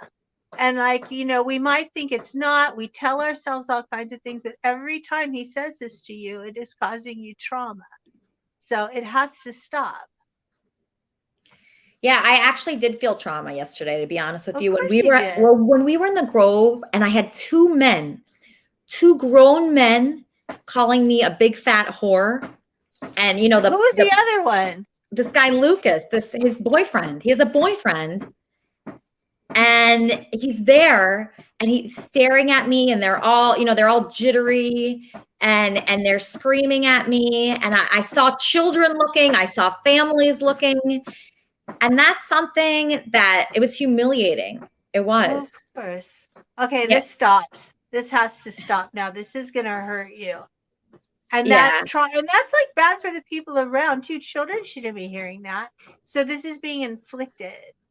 So I'm sorry, but it sounds like as much as I love to keep him around, Reverend Andy has to go. Cannot be abusive in the Kermitarian church. He can come back when he behaves better. And I don't know, like all you other Kermitarians out there, if you want to weigh in, I say Reverend Andy has to go for serious abuse and causing trauma. Yeah, I mean, I left. I was really proud of myself, Sugar. It was really weird. When I left, I was walking home and I was thinking, this is the right decision. This is the right decision going home. I didn't feel like I needed to stay to help him because usually when I get into a situation with him, I feel like I'm the one, you know, it's me. God gave me this opportunity. I looked at it as an opportunity for growth, right? So one of the things that can go wrong when we're doing things like this is we start getting a Jesus complex and think that we can lay our hands on everyone and cure them, and we can't. That's something like we got to watch out for. Is like we have a couple of successes, we start doing well, and then it's like, oh, I want to heal people, and then no, like we're not capable of healing what's going on within. We can't do it. I thought I was the one. It made a lot of sense to me because I did have room in my life for him because I wasn't dating anyone. I wasn't interested in anyone. There was no one that like I had a crush on or anything. And then he came into my life. He asked me to marry him. And I knew he needed a lot of help. So I saw it as something that was my mission. You know, I could move him in here. I could care for him. And I felt important. It made me feel important caring for him. It made me feel, you know, because I don't have any kids. I never really wanted kids, but I could see how it makes people feel very important and like they have a purpose. Because sometimes I question what my purpose is and I have no idea what my purpose is. But then when Andy was in my life, I said to myself, okay, maybe my purpose is to save this guy. Maybe I can save him. I can do it. I have the capabilities. I'm pretty smart. I'm creative. I had these grandiose fantasies. I imagined us like on the cover of Forbes magazine, you know, having a shapewear line, having a cologne, a fragrance. I imagined us, you know, having a record out. You know, I imagined us having a single and you know all the creative things that I know how to do. Like I would just make him do it. He'd be in my apartment. I'd make him sing. I'd make him dance. I already submitted him for like so many TV shows. You know, I just figured, man, I know how to do this. Like this is in my wheelhouse. I could make him do this and he could get back on his feet and clean. And I don't know. And then it makes us feel really, really good. And then we get into this idea that that's our purpose and this is what we should be doing, and then we get trapped in it, and it's time to let him go. Charmin, are you listening to what's going on over here? Of course I am. Okay. Of course I am, and I understand the savior complex to try to help somebody and try to save them, and I relate to all of it, right? I think a lot of us have been in that sort of situation. We want to help somebody, we want to take care of them, we want to make their life better. We see their potential, we see the opportunities that exist for them, and we just want the best for people. Like I have found myself in situations before where I just tried to help somebody, and nobody falls in love and gets into a relationship quicker than somebody who needs somewhere to live. Right. And so I understand the desire to want to help Andy, but Andy's got to want to help himself too. He's in a really difficult situation. There's a lot more going on than any of us here on the show really understand. I have been single a long time. I intend to stay single for a long time too. I will not be spoken to just any kind of way by some man. Anytime they get aggressive or hostile with me, I move them out of my life because I can't have that energy around me. It ruins everything around me. It makes me sad. It makes me depressed. It makes me miserable. I don't want that. And it impacts my professional relationships, your morale, how productive you are. It impacts a lot of different things. I want nothing but the best for Andy. I'm pretty sure he saved my brother's life a couple weeks ago. I want to see people succeed, and I hope he's does very well. But I'm not going to listen to him talk to you poorly. He's causing her trauma, and I don't think she necessarily knows how this piles up in your head and weighs on you. Hearing those words, it's not a small thing. No, it is not a small thing. It's really significant. When somebody is emotionally abusive to you, when they're name calling you, when they're insulting you in any way that they can to try to elevate themselves for whatever reason, it's damaging to your person, to your mental health, and the show that you're doing here, you're trying to elevate people, you're trying to bring them together, you're trying to make everything a little bit better for everyone, and that's not the energy that's consistent with the Kermitarian Church. Right, I'm looking forward to blessings from Reverend Dick, but I don't want to be called the C word or listen to you be called fat, because I don't want to listen to what he's going to say about me. Right? Yeah. If you're fat, what's he going to say about me? I don't want to listen to that. We're all really particular about the way we're treated, and I don't think Andy really wants to be treated that way either. I certainly wouldn't treat him that way. I wouldn't treat Lucas that way. I think the way the Kermitarian Church is going to be the most successful is if we find ways to find common ground and elevate each other and make each other be better people. Yeah, that's what we're trying to do. It's just, do we turn away people? I don't think so, but I just don't know. No, I don't really want to turn him away. That's the hard part. Yeah, I want to find a way for him to paradox. Get on board and create buy-in, because I think that this is amazing. Sugar, your audio, I don't know what's going on. But yeah, so I don't want to turn him away, but I did feel myself last night being in pain and hurt by it. And I felt like, I would really, I had all these plans in my head. I said, I'm going to bring him to a car wash, put him through the car wash, because he would not use my shower or my bathtub. So he refused to use my shower or my bathtub. He said I was trying to kill him with soap. You're going to pressure wash him? Yeah, I was going to pressure wash him. Yeah, he didn't like my soap or my body wash or my shampoo. He doesn't like anything that's not like 100% natural. But I mean, that doesn't make any sense. No, that doesn't make any sense. I don't, and I don't know if that has something to do with, I would suspect, if I were just going to go based on my own instincts with Andy, that there's a lot of trauma. There's a large backstory that a lot of us don't understand. I'm really excited to hear about his podcast and how he's reaching out to professionals to try to get to the root of whatever his issue is, to heal it. I don't like to abandon people, because I feel like, we learn more from our mistakes than we do from our successes. That's right. I certainly have. I still think he has a great story and a great potential. And I love the Elisa and Andy dynamic. I think it's cute. I love the fact that you're like Lucy and he's your Desi, and there's so many opportunities. I can absolutely understand the grandiose fantasies about creating an empire and building something that you can truly be proud of that leaves a mark that lasts longer than your life here. That's something I feel really passionate and powerful about. And I hope that that's something he wants to do. I hope he can be on board and be nice. I love to see him become the kind of man that helps other men man up. Women don't want to be talked to like that, right? We have to find ways to, and if we can get Andy on board, we can do something with all the men. That's right, Elisa. What do you think, Roy? Roy, what is your opinion on this? So, I agree with Charmin. People need to be respected. You got to create boundaries with people because they can't just do that to you. And so, I always say, you ever grow up with a family that shouts, right? So you can follow it. So you can grow up and learn how to shout to people, or you can do the opposite.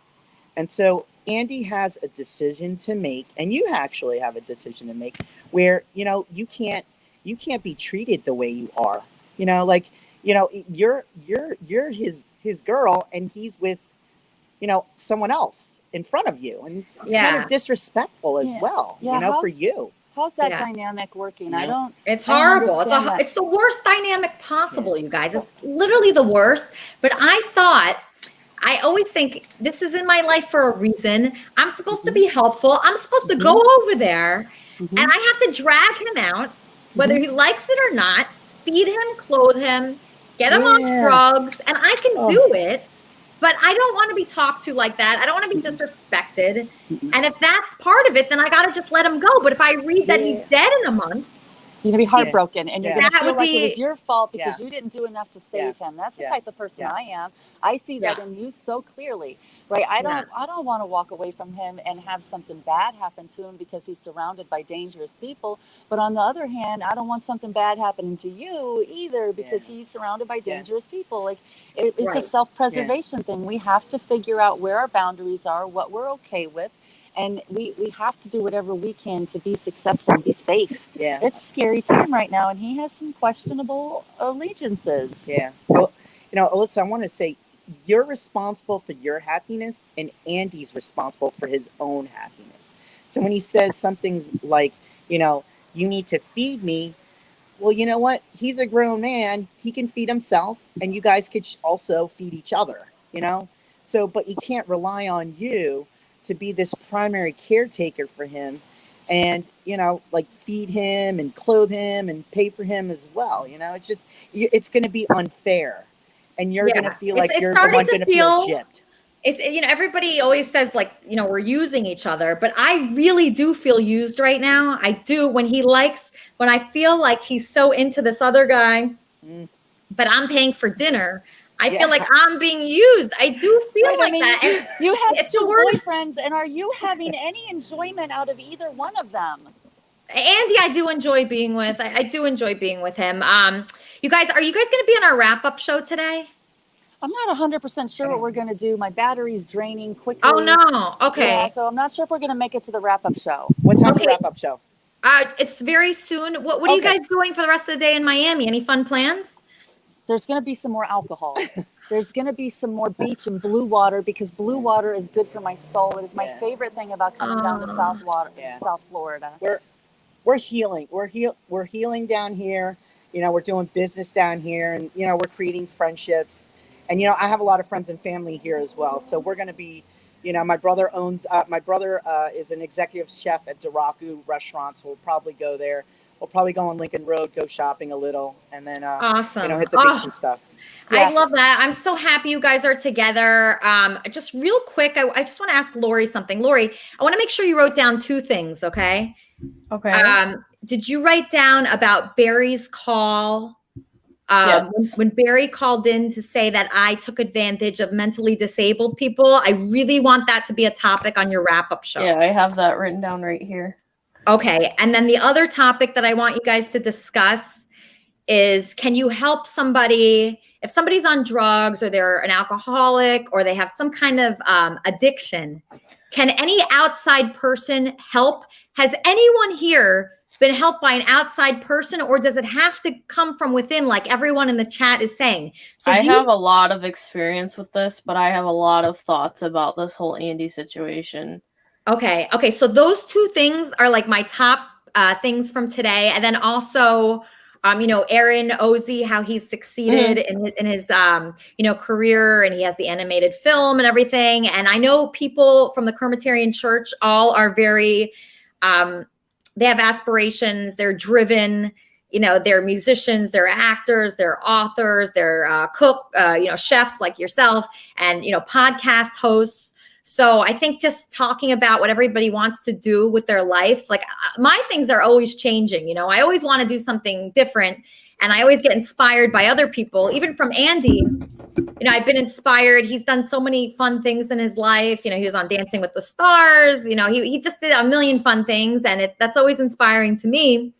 And he actually has a podcast, a brand new podcast. Let's just take a look at this podcast Andy has, even through everything. Look what he's doing. It's a 10-part series all about me. I talk to doctors, therapists, spiritual leaders, sexologists, life coaches, you name it. I'm just a guest on my own show. I was basically a full-blown hot mess when it all began. I resisted every step, every day, all the way, even after finding golf ball-sized holes in my brain.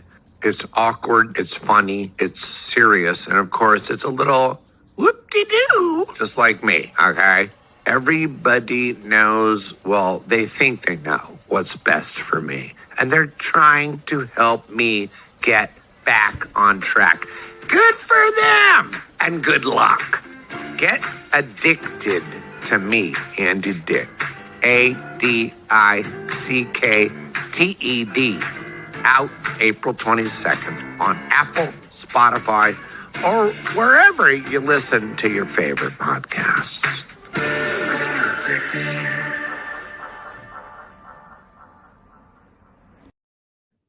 So that was Addicted, coming out soon. We have Jean here, who is Andy's house guest. Addicted is a podcast, April 27th. It's on Apple Podcasts, Spotify, anywhere you'd find a podcast. Andy, you want to tell us about your new show, buddy? Oh, you're so sweet. How are you? Good.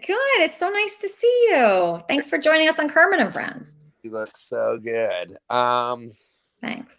I literally just woke up and I'm like, oh my God, I missed our show. But it's okay.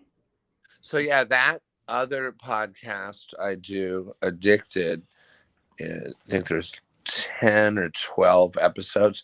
Every episode there's a different either therapist or spiritual leader or nutritionist or even a friend. Every episode they try to get to the bottom and the root of whatever the hell is wrong with me. And it kind of worked. It was like having having a bunch of therapy, because each one was over an hour. With all these with specialists.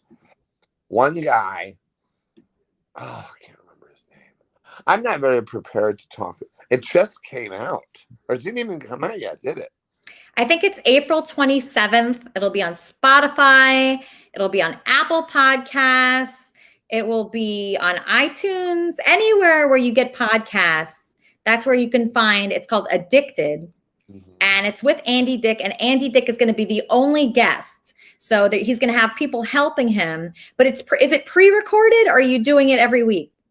It's pre-recorded. We did them all, and then they're editing them now. But one time, so it's not unlike our show. It's really your show, this one that you're on. But what is that, a knife? You know what that is.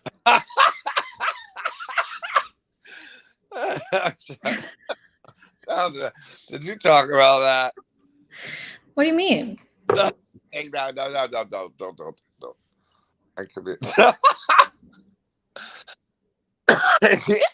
You know what that is. Okay, but listen.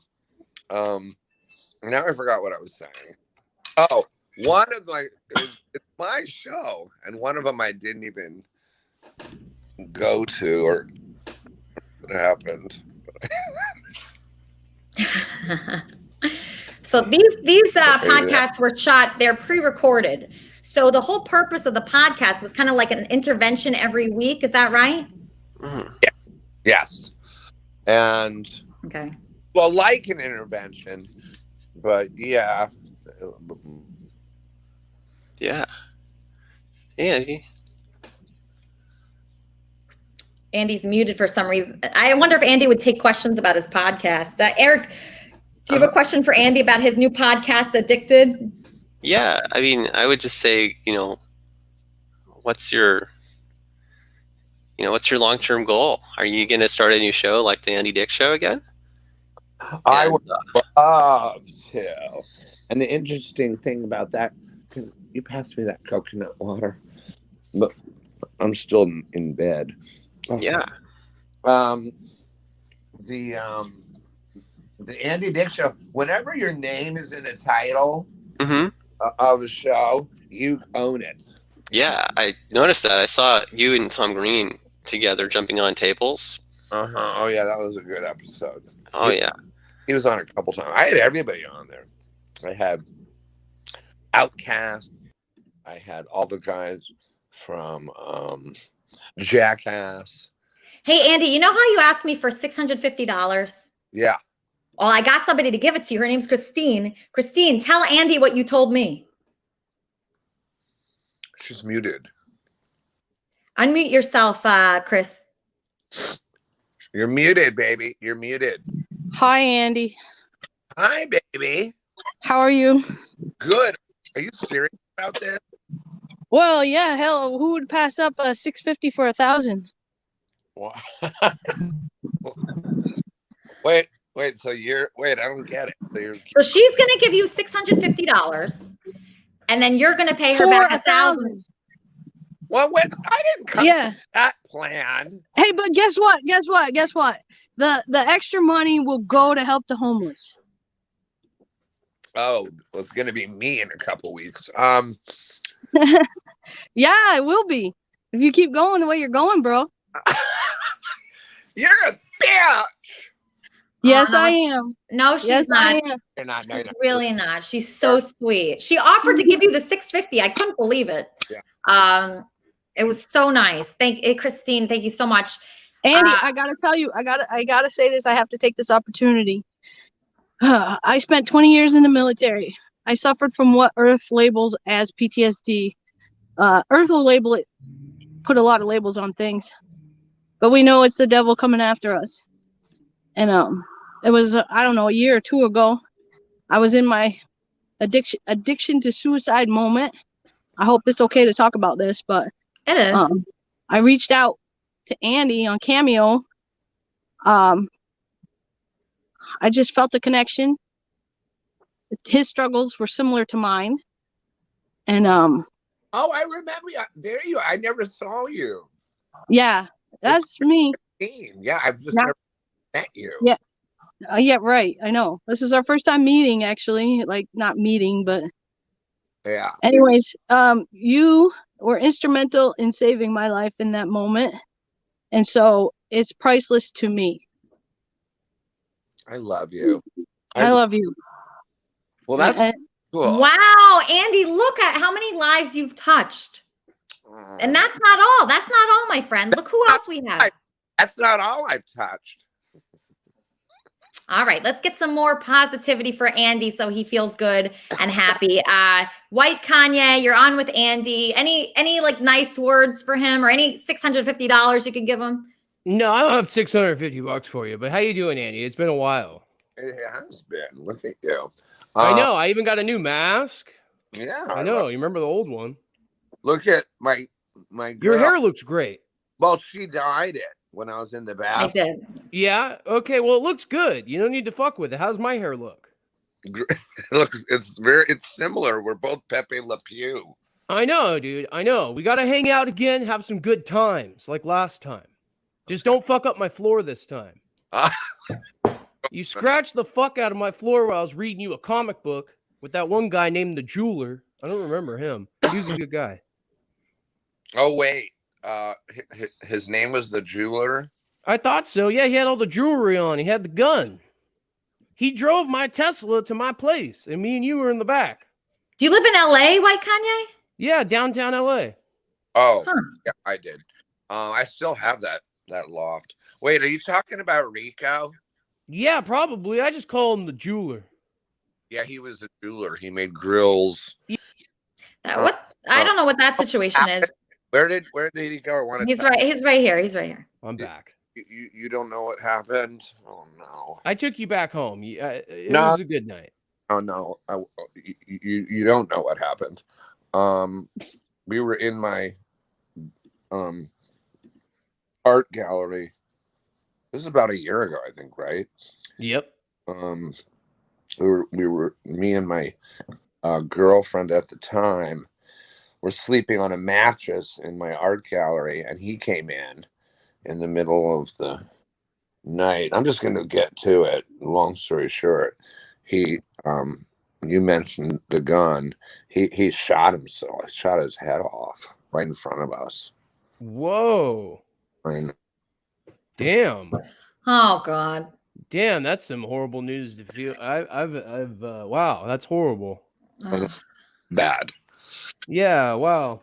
And immediately my girl at the time, I've never seen her since. And wow. And he was Andy, your audio is really bad. While he's fixing his audio, let's just hear a poem from Eric Riggs. Eric, what is your poem, sweetheart? Oh, okay. It goes like this. It's addressed to it's called Mendy Cunin, Where Is My Money? Mendy's father is the head of Chabad, was the head of Chabad for the entire West Coast. So the Rebbe, you can think of the Rebbe as like the 4-star general for Jews in finance, or just Jews in general. You know, it's the mind connecting us, is the tzaddik of our era. And he lives on, but the child of the West Coast is the Cunins. And so I wrote this poem. It's called Mendy Cunin, Where Is My Money? It goes like this. Where is my money? Is it in Elisa's sexy red lingerie, or the touch of her fingers, or the touch of my fingers on her underpants when she's sitting on my lap? Is it in her masquerade ball, or in my balls when they touch her labia majora, a scarlet letter with the last laugh? When I was hired with Elisa, I took the context of 26 Jews for granted. Her heartbeat is a new point of view. Elisa Schwartz, sex with you is like horseradish. I made call after call after call moving money so we could start our own company. I asked for $10 million, and you stole the spotlight right out from under me. Mendy Cunin, where is my money? Where is my money? Where is my money? Is it in Elisa's smile, or the sound of her holding on for dear life with Eric as her hubby while they listen to their music on the radio in the car? Or is it in Elisa's courage, or the feeling of holding hands with her walking down the aisle together at a good Jewish wedding on the beach under the stars? When I was hired on by David, I took his wisdom to heart. I would walk Elisa home in the evenings. That's how I got my start. I made call after call after call, moving money so we can start our own company. I asked for $10 million, and you stole the spotlight right out from under me. Mendy Cunin, where is my money? Where is my money? Simon and Lucas can attest to this. When you close a piece of real estate for a client, it tends to pay a commission. My mentor, Joseph, who I met at Santa Monica College, gets paid $50,000 an hour to do these kinds of missions. My old mentor, Zach, who also has his own Learjet, said, at some point you got to draw the line in the sand, gentlemen. Elisa's vagina is my saving grace, an all-expense-paid vacation, surfing on the waves. We want Mashiach now, is what they all say. When Simon gave me the promotion, he said, anyone who breaks my record on the phone gets my Rolex. You paid Simon $52 million that year to start the conversation. Mendy Cunin, where is my money? I'll tell you where it is. It's in being able to see my family in person and tell them that I have a solid career, I'm making a phenomenal living, and I have an amazing woman in my life, and we love each other. Mr. Cunin, is that too much to ask for? David, if you're watching this, I'd like to ask you for my job back so we can hit the phones and crush it. Craig, if you're watching this, I'd like to ask for your daughter's hand in marriage. And Elisa, if you are watching this, I'd like to ask you what you think of this poem. And I'd also like to ask you for your address so I can send you the lingerie I got over to you, and ask you if you could send me a sexy picture back. David, if hired back, I promise to study Cardone regularly and become a master closer and do Alicia's show every Sunday. What do you say? I say no. She's my fiance. Hi, Andy. So I think there's karma at play. People have an energy field. Like when you get around a woman, I have a friend who's a woman, and we're kind of dating, but when we're together, there's this energy field, you know, like when you're around a woman. So I think there's karma to play, you know, in the energy field. You know, sometimes things don't get calibrated the right way. But I would say with Andy, you know, to really understand his energy field and how the karma is flowing, you know, so it can start flowing his way. I would just say that, you know, with a woman like Elisa, there's a lot of karma at play. You know, if you come near her, she might like that, but there's still energy moving through the environment, and the energy itself could backfire on you. I've had that happen before in my life, a lot of times, where I say, why did it explode in my face? And there was something in the karma, there was something in the cause and effect that I didn't understand, a law that I thought was cute and funny that I broke in the Torah.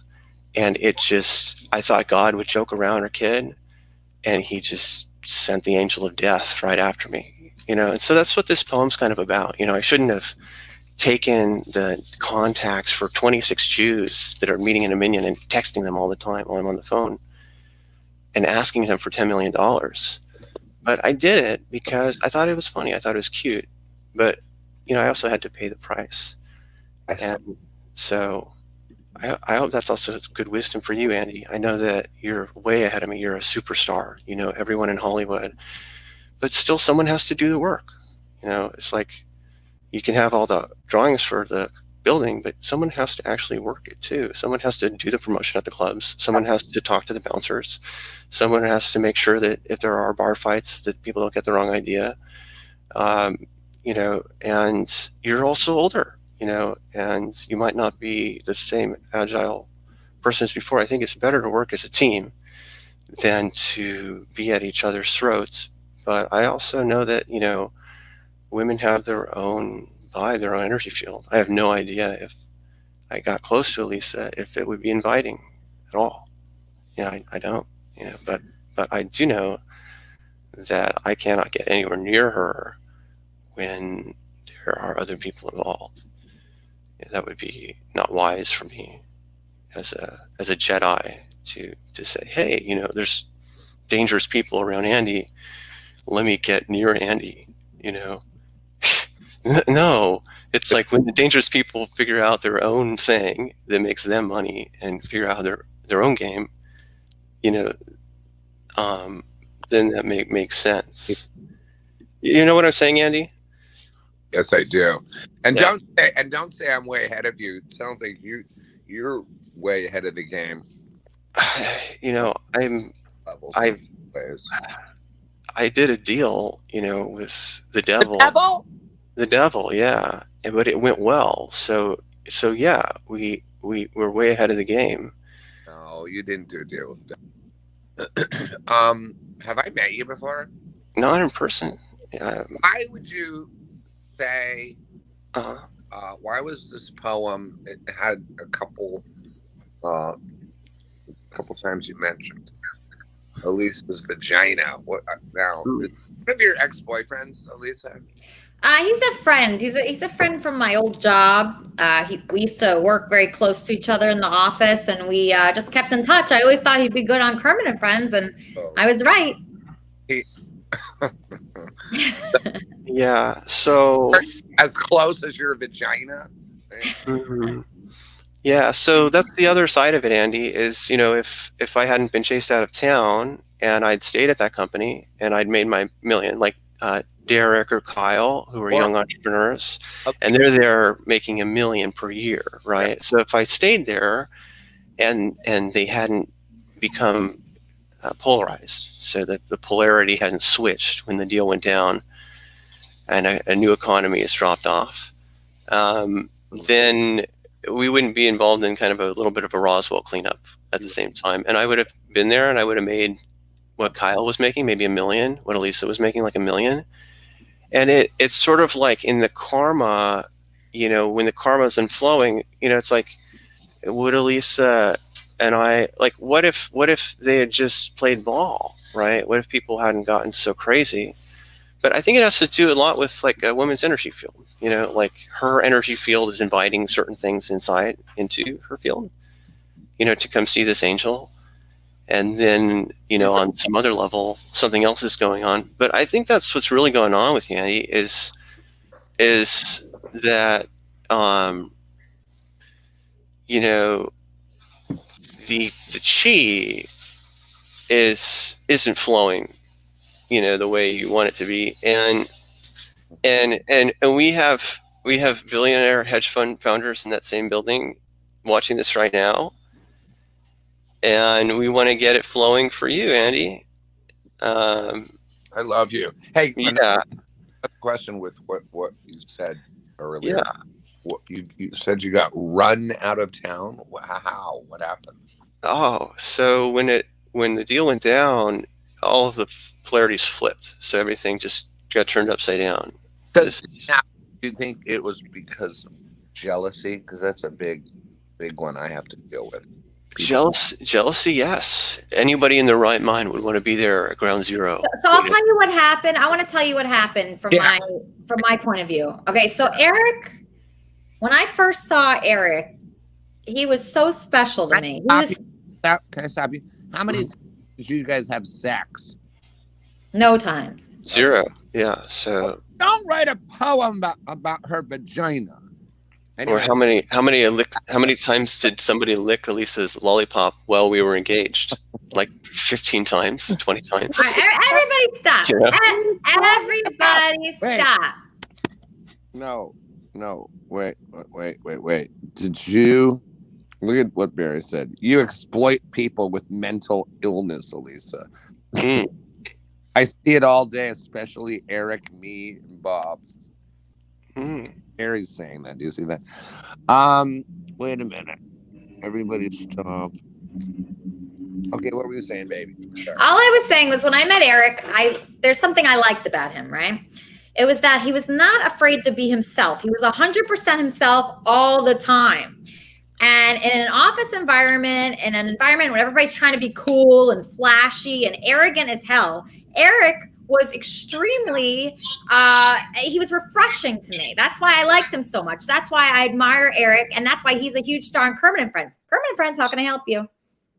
Hi, Lisa. It's Barry. Hey, Barry. What's up? You can believe me. Hey, so you're on delay, huh? What's going on? What's going on? Oh, now I'm picking up the phone on YouTube. It's on a delay. So basically, I see you exploit people with mental illness all day, including me, Eric Riggs, Trumpster Bob, numerous others, okay? Basically, I explained this before earlier. You need to learn how to act in certain situations, Elisa, okay? You take advantage of people by honeypotting them. You do a lot of shit, okay? I said it earlier what I had to say, and I left it actually for you in a voicemail, okay?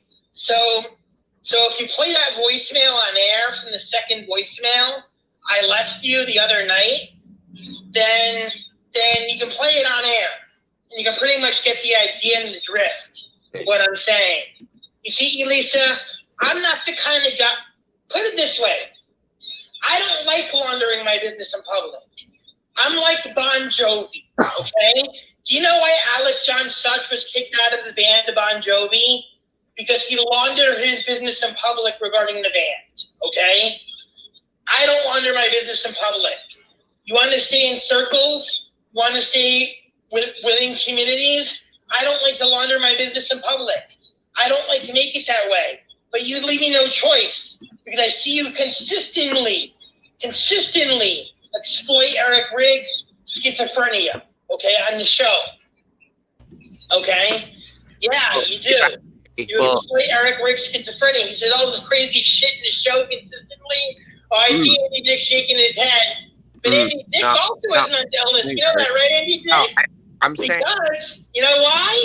Because you're a recovering drug addict. That's why. People that are recovering drug addicts are mentally ill. Yeah, so Barry, is a mental illness. All right, he's responding to. He's responding to. Hold on. Do you want Eric to respond? Do you want Eric to respond, Barry? So the caveat is that everything that I went through is like mapped out in the Talmud. So when it comes to rebuilding the Holy Temple, we need you to rebuild the Holy Temple right now, right? So this is going to go down right now, right? So I need you talking to our hedge fund manager who's meeting literally with the Secretary of the Treasury, and he says, I need you to go think about this right now. So a lot of times in our life, we tend to think of things like, you know, you have to write the book, right? And then once you finish writing the book, then you have the book in front of you. But sometimes, apparently, the way it works in economics, I was watching a program on the History Channel about it, how gunpowder was discovered, how the katana came into being. If you study how the katana came into being, it was the same thing. So the katana was the economy in Japan, or Greek fire. So there are situations in the world, apparently, where there's like a nexus. And this is what I talked about with my venture capitalists for 3 years in Phoenix. This celestial nexus, you're sort of moving through a location, a spot, and at some point it literally... I just want to respond to Barry's comments just quickly. So Barry says that I'm taking advantage of mentally disabled people, right? I don't believe that. So to me, if somebody's mentally disabled, I like them more than a mentally abled person. I like that person more. I like people that are mentally disabled. You're marrying one. So that should show how much I'm pro mentally disabled people. So what Barry's saying, I don't agree with. That's fine if other people think that I'm doing that. That's fine. You're going to think what you want to think or where you come from, right? So where you come from in your life and your experiences, that's how you're going to judge me based on, right? But the way I'm coming from is I saw Eric in my office. I thought he was really special. And he was writing songs and he was doing poetry. Nobody else was doing that. And nobody else was sharing their poetry with me. And nobody else was being so interesting. So I find Eric and Andy and Barry and T-Bob and all the other people that you guys don't like here, I like them more than a person that is a normal, snobby, arrogant person.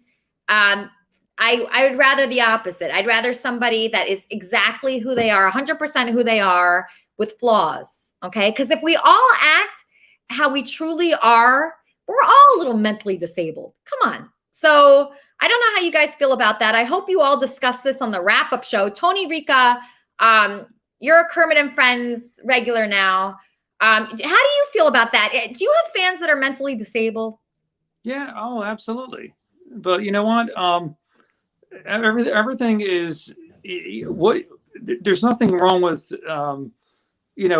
how people are or anything. I mean, why you're not exploiting anything here. I mean, you're actually a really wonderful person, and everyone coming on here, I see they have opinions on things. It's actually just a very an open forum that you have, and you're allowing people to, be themselves. That's what you want. So, yes. And really, I mean, yeah, absolutely. There are many fans out there. Actually, it took me a while to come on here today. There was a fan I had to talk to. It was really it was very touching, and that's something not to go into. But really, it's just when someone's reaching out to you and if you could be there for them, I think that's just that's priceless, and it tells what you do, with what you're doing here. and I'm glad to be part of it too. It just really it's kind of it's wonderful to see, because and when you use the word refreshing, that's exactly what this is. It's refreshing to see what you're doing, and I applaud you for that big time. And get to use with that. Thanks. Yeah, I just you kind of have to take the criticism. That's something that's always, it's challenging to take the criticism. There's a lot of criticism. The more people watch, the more criticism you get. And that's just part of it. And, you know, this guy, Danny, he wrote to me today that he apologized for, you know, criticizing me. I said, Danny, I've been going through this for 20 years. Like 20 years, I have experience of being criticized, like from when I was in my band to when I was on the radio to I was doing this. If you do anything that has any sort of platform, you're going to be criticized no matter what you're doing. So you just have to be used to it. You have to get used to it. I mean, I don't know if I'll ever 100% be used to that. But I mean, even in your personal life, people, I mean, Andy called me a dumb fat whore yesterday in the farmer's market. All right, how did you feel? How did you feel? I didn't feel good, Tony. I didn't feel good. Okay, you didn't feel good. I mean, but does Andy? I mean, well, does Andy do this often, or is it once in a while? No, like once a week. All right, so you threw something at you like that once in a while. I mean, yeah, it's hurtful, right? So you feel hurtful from that. You get hurt from that. Does he apologize after, or you know, do you get any of that? He forgot to apologize this time, right, Andy? I'm sorry. For what? I was being funny because you're obviously not a dumb fat whore. You're far from it. You're an angel, and I tell everybody that. But why did you call me a dumb fat whore in front of the whole farmer's market? It was really embarrassing. Well, it wasn't. What do you mean? I wasn't on stage in front of the whole. You're out of your mind. That part is true. You're out of. That was what I was going to say to Eric, is that you are just as crazy as everybody that you put on your show. And why am I crazy? I was normal. Ask Jean. Is Jean next to you right now? Why are you crazy? I wouldn't know why. Did your parents screw you up? But what did I do to you to warrant you saying that to me? You didn't do anything to me. You're just crazy. And I don't know why you're crazy. It must have been your upbringing. People don't even know how to speak. Why am I crazy? I don't know why. You can figure that out. But you're crazy. Shit, think about that one. See, I love it. Maybe you're not as nice as I thought you were. You were nicer before. Okay. Are you getting worse? By the second. I'm getting worse by the second. Oh God. This is not good. I thought it was gonna be fun. Like I was fantasizing about us, you know, going to the beach and going out to eat and doing fun things together. And you've been mean recently. I hate that mean side. The mean side's really bad. Well, I'm sorry, baby. But have you talked to Lucas? No, I never want to talk to Lucas for the rest of my life. I never want to see him again. He brings out a really bad side of you, a horrible side of you. He was encouraging you, and he was saying that he slept with me, and that's a lie. And he was saying that I was with him. That's a lie. He's never been here. In fact, I told my doorman that he's not allowed in, and I showed him a picture of him, so he can't even get on the property. You know, let's change the topic. I really am sorry. You know how much I love you. And there's this great book called I think it's called Embrace Your Shadow. Embrace the Shadow. No, I don't think you should do that. No, you have to. Because that's one thing about you, is that you can't walk around, float around like some kind of angel martyr. Because you're not. Okay, nobody is. Everybody has a dark side.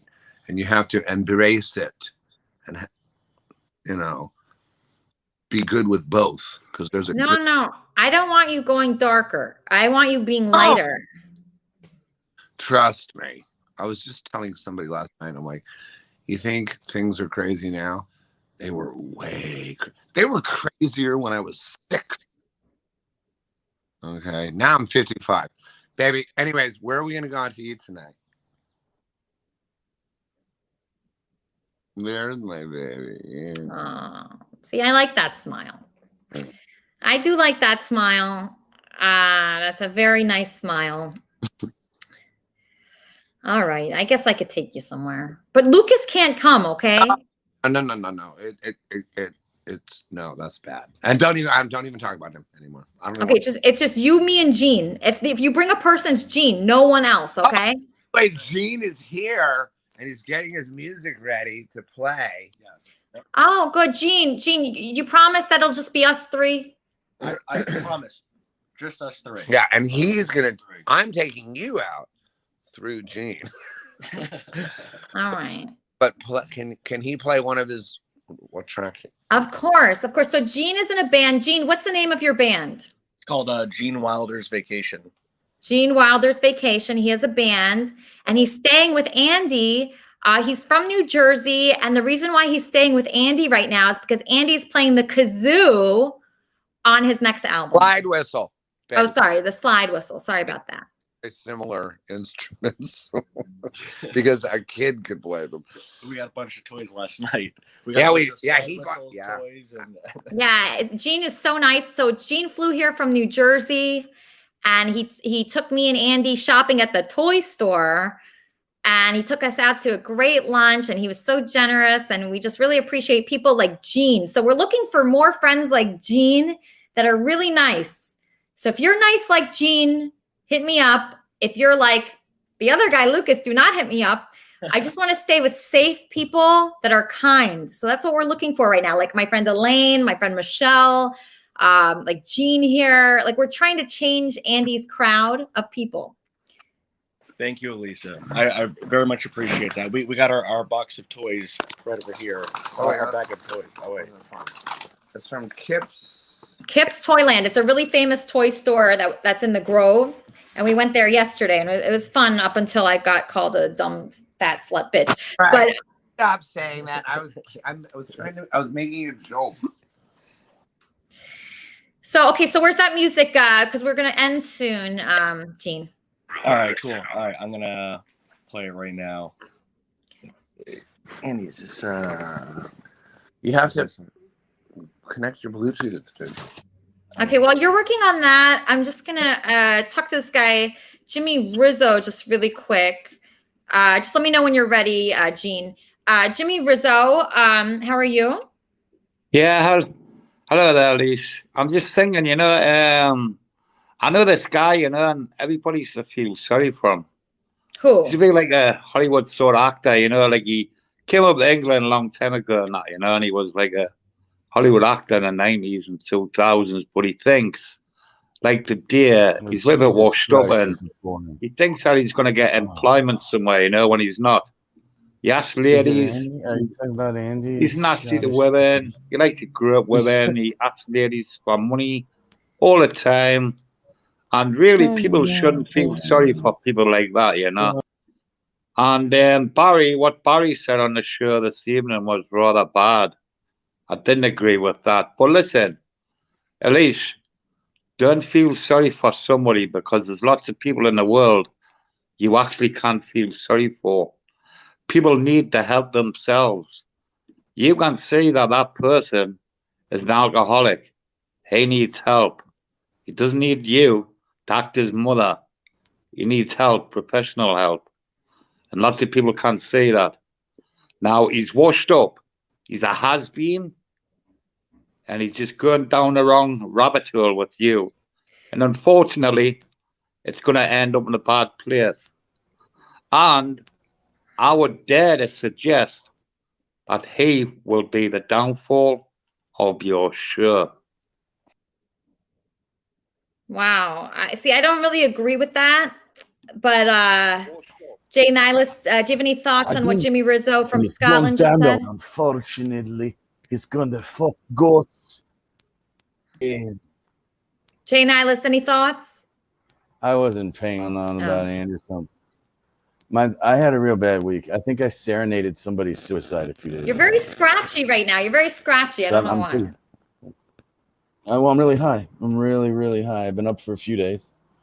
I just got on here because I haven't talked to any people for a while, and I don't know. I wanted to know there's an outside world. Yeah, there's an outside world. Yeah, no.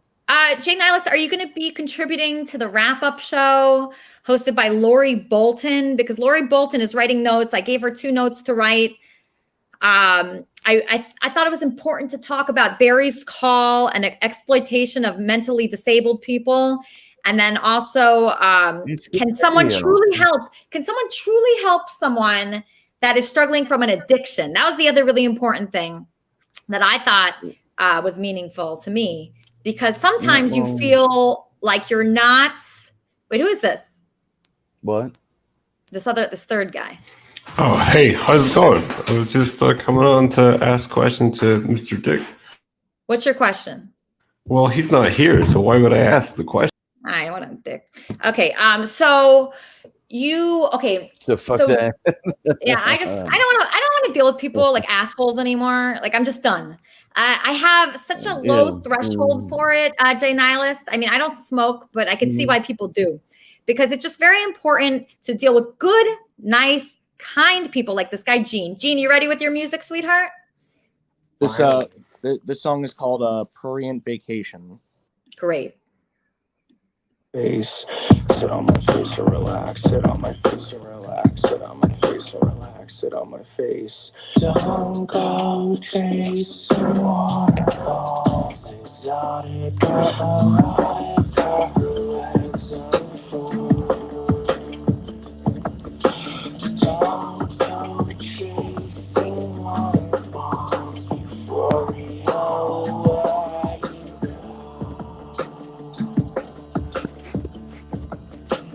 Don't go chasing waterfalls. Sense is about to let you close. Don't go chasing waterfalls. Euphoria could let you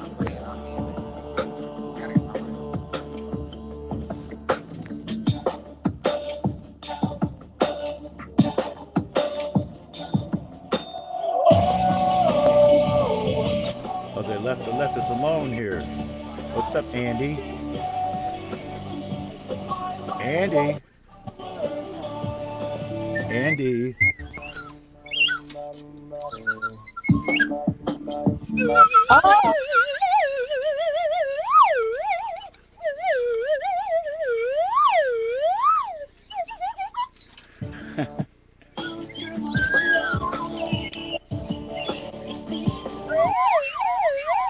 Andy! Andy!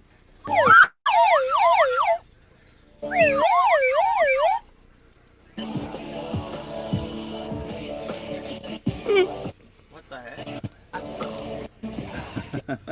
He was playing this. Look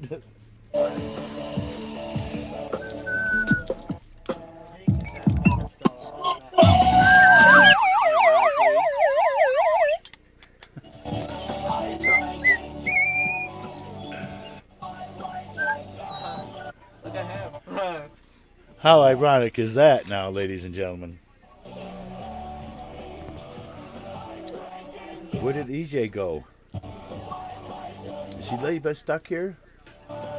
I'm right here, John. Or Joanie. I'm right here. We're about to go to our wrap-up show, but let's just take 2 questions from T-Bob, and then we're going to go to our wrap-up show with Lori. T-Bob, what are your questions, sweetheart? Okay, I got 2 good questions for you. All right, sounds good. But they're both 2-part questions, so it's kind of like, it's not really fair because I'm asking really 4 questions. All right, go ahead. First of all, you got such beautiful eyes. Like you got the most beautiful eyes in the world. and your hair is so beautiful too. And for all the dummies out there, I got a news flash for you. She's not wearing those clip-ins in her hair, and you notice because she flips her hair back sometimes. There's a lot of people saying she got fake hair. She uses clip-ons and all this. Nope. This isn't real hair. This is Exactly. Thank you. But they don't notice the little thing. They don't notice the little thing. Thank you. It's true. Now, hold on, Andy. Hold on, Andy. I want to take up for you while I ask those questions, but I would like to hear her answer the question. Yeah. What products do you use in your hair and around your eyes? Well, that's a great question, Bob, because Andy hates the products that I use. In fact, he called my bathtub a death trap. Right, Andy? Yep, because it is.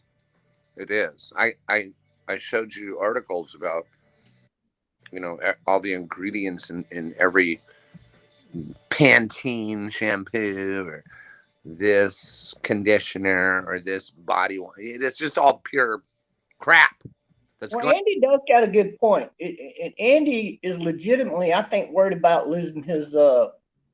You know what I mean? Because a lot of those products do cause men to have a certain amount of limpness to it.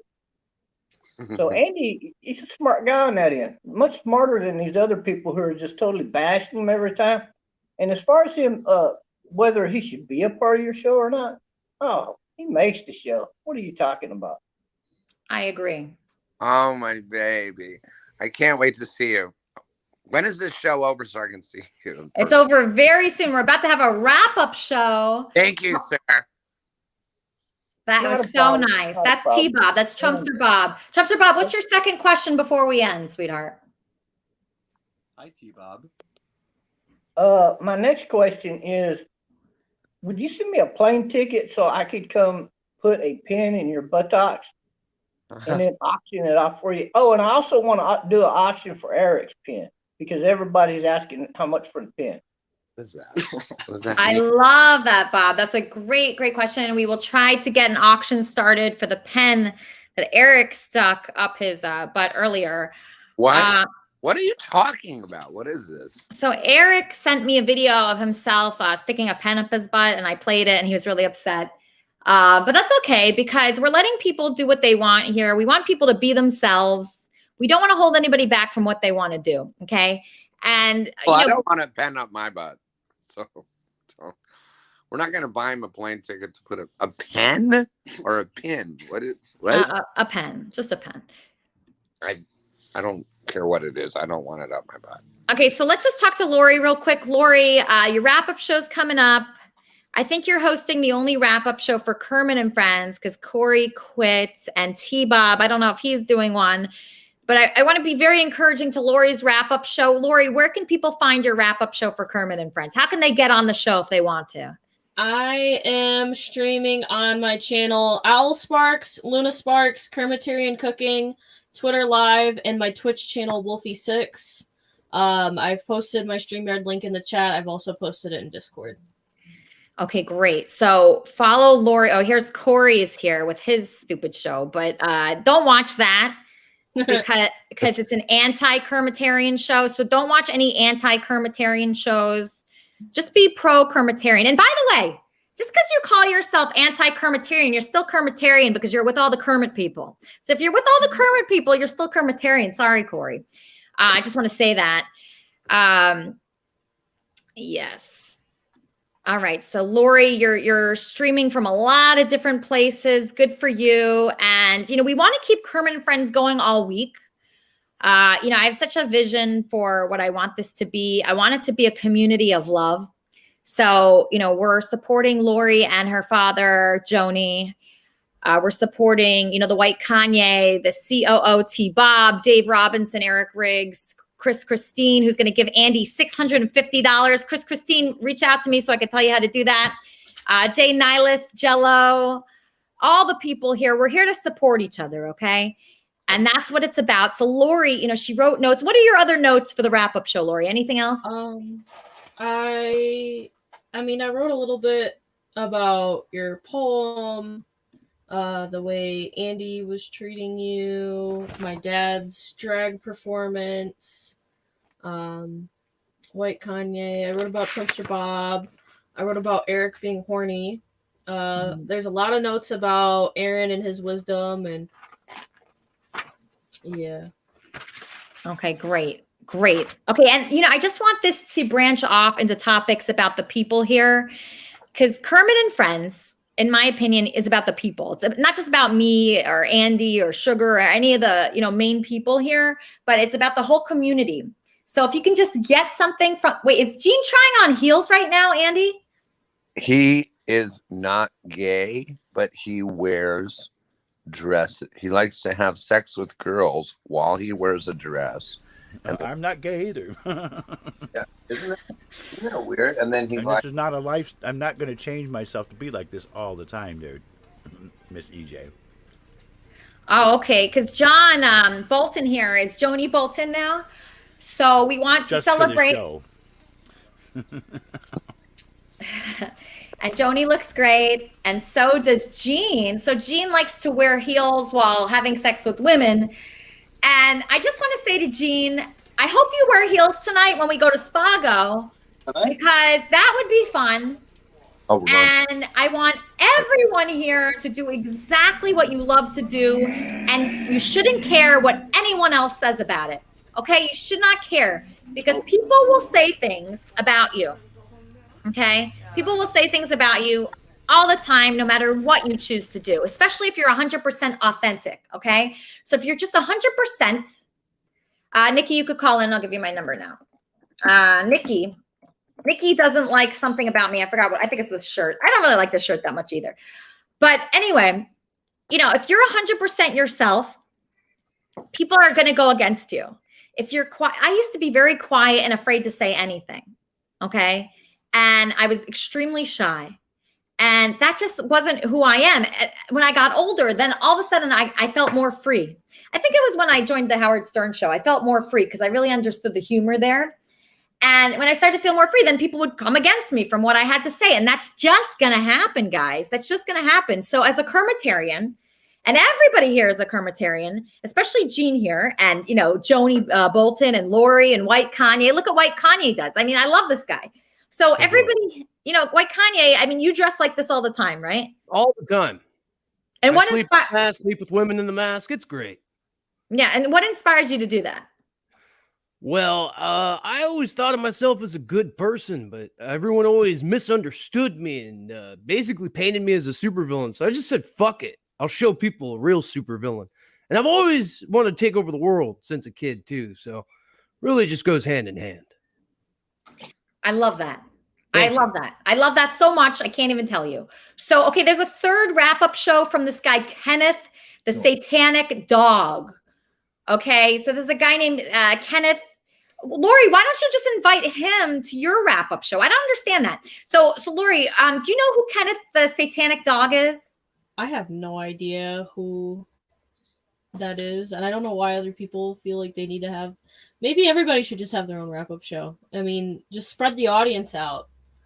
Okay, I mean, Gene is very cute. Yeah, he is. He's really cute. He's really nice too. He's so nice. I wish he lived here. Yeah, he's so cute and nice. Okay, so I would say to consolidate the wrap-up shows, but listen, do whatever you want. I don't care. Do whatever you want. I just want you to enjoy yourself, and that's the whole purpose of this. Corey's having a show. That Satanic Dog's having a wrap-up show. I think Trumpster Bob having a wrap-up show. But Lori's the main wrap-up show because she's the one that's here taking notes and everything. Okay? So, Lori, can you get with the Jay Nihilist and Chris Christine and Eric Riggs and the White Kanye and, all these people? I sent Eric a link privately. I've posted the join link in the private chat here, too. Okay, great. Okay, perfect. So you're reaching out to people. Kermit and Friends, how can I help you? Hello. Hello, Kermit and Friends. Hey, girl. Hey. Hey, is this Nikki? Yeah. What's up, Nikki? Oh, yeah. I just wanted to just back on the comment. I just didn't like the shirt you wore today. Okay, what's your problem with it? The print, especially the green inside of the leopard print. I actually like Joanie's leopard print better. Okay, so you don't like my shirt today, and that bothered you enough to make a comment about it? Yeah. Okay. All right. Well, I hope you join the wrap-up show, and I hope you enjoy that better. Hopefully people will be wearing better shirts, right, Andy? You think they'll be wearing better shirts on the wrap-up show? You could wear a hefty bag and you would look gorgeous. I don't know what you're talking about. I don't. That's so stupid. Well, listen, we can just not listen to comments like that because we have, you see, you're going to get comments like that, people. So, Yeah. you know. Yeah, can I talk about that? Because I've been doing this for like 40 years, my career.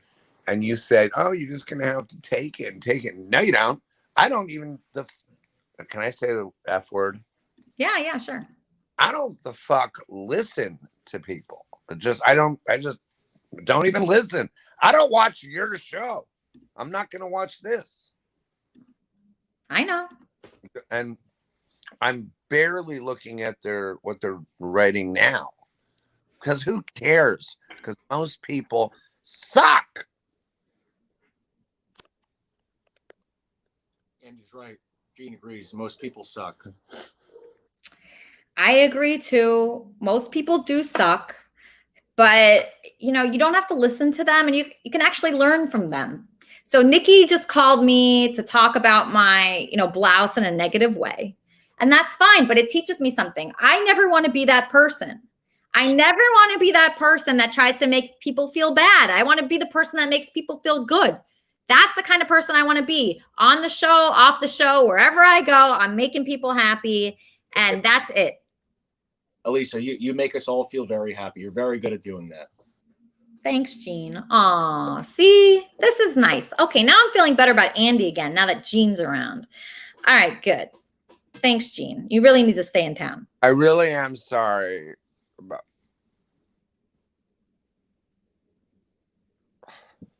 Which thing? Oh my God, how many are there? All of them. I forgive you. I still love you, Andy, and I still want to marry you. I have cold feet. You've cold feet. Yeah. So look what Gene bought me at the toy store. Gumby. Gene is very generous. He really is. Generous Gene. Yes. The chattering teeth. Chattering teeth. How fun is that? Oh, Gene, you're really just doing nice things for people. Christine, I just really want to tell you, thank you so much for your prayer today. Thank you. It's fun. It's a wonderful toy. And I love Christine, and I love Gene, and everybody that's kind to us here. We want to be in the spirit of giving. We want to be kind, and we don't want to put people down. So even if you don't like someone's shirt or how they look or their toys or their hats or anything about them, you just want to show love to people, okay? You want to be like Christine. You want to be like myself. I'm somebody that would allow anyone on the show, obviously, right? So isn't that a nice way to be? Let everyone in on your show. Let everyone in your life and be kind to them and see what happens. I guarantee you it's going to end in a good way. Right, Andy? I love you so much. This is why I love you so much. Yes, right. You're right. Yeah. You're always right, by the way. Thank you. And whatever girl wants, girl gets. All right. That sounds pretty good. Okay. On that note, thank you guys so much for watching. And Kermit and friends, I'm going to leave you with a very beautiful video from my co-host Sugar. I hope you enjoy all of our wrap-up shows today. There's going to be at least 12 of them, I think. And get involved. Get involved in the Kermitarian community. Send me an email. Send me a tweet. If you want to come into the Kermit and Friends Discord server, everybody's there, okay? So if you all join together and make friends, I mean, you saw Dr. Roy and Charmin today. They were partying in Miami. Don't you want to be part of that group? I do. I want to be partying in Miami with my Kermitarians, and I can't think of anything else that I would rather do. Enjoy this video from Sugar. Let me see where it is. I got to find it. It is called End Sugar. Okay, so this is a video that Sugar made. Sugar is my co-host here. She's extremely talented. She does cartoons. I'm getting a call. Kermit and friends. Kermit and friends. Yeah, I'd like to know if the people you sold gold at for 500% markup, did you make them feel better? And will you have to testify in court in like 6 months? Or you Boston exempt you from the claim litigation? Okay, here's Sugar's video. I'm ignoring all haters. Here it is.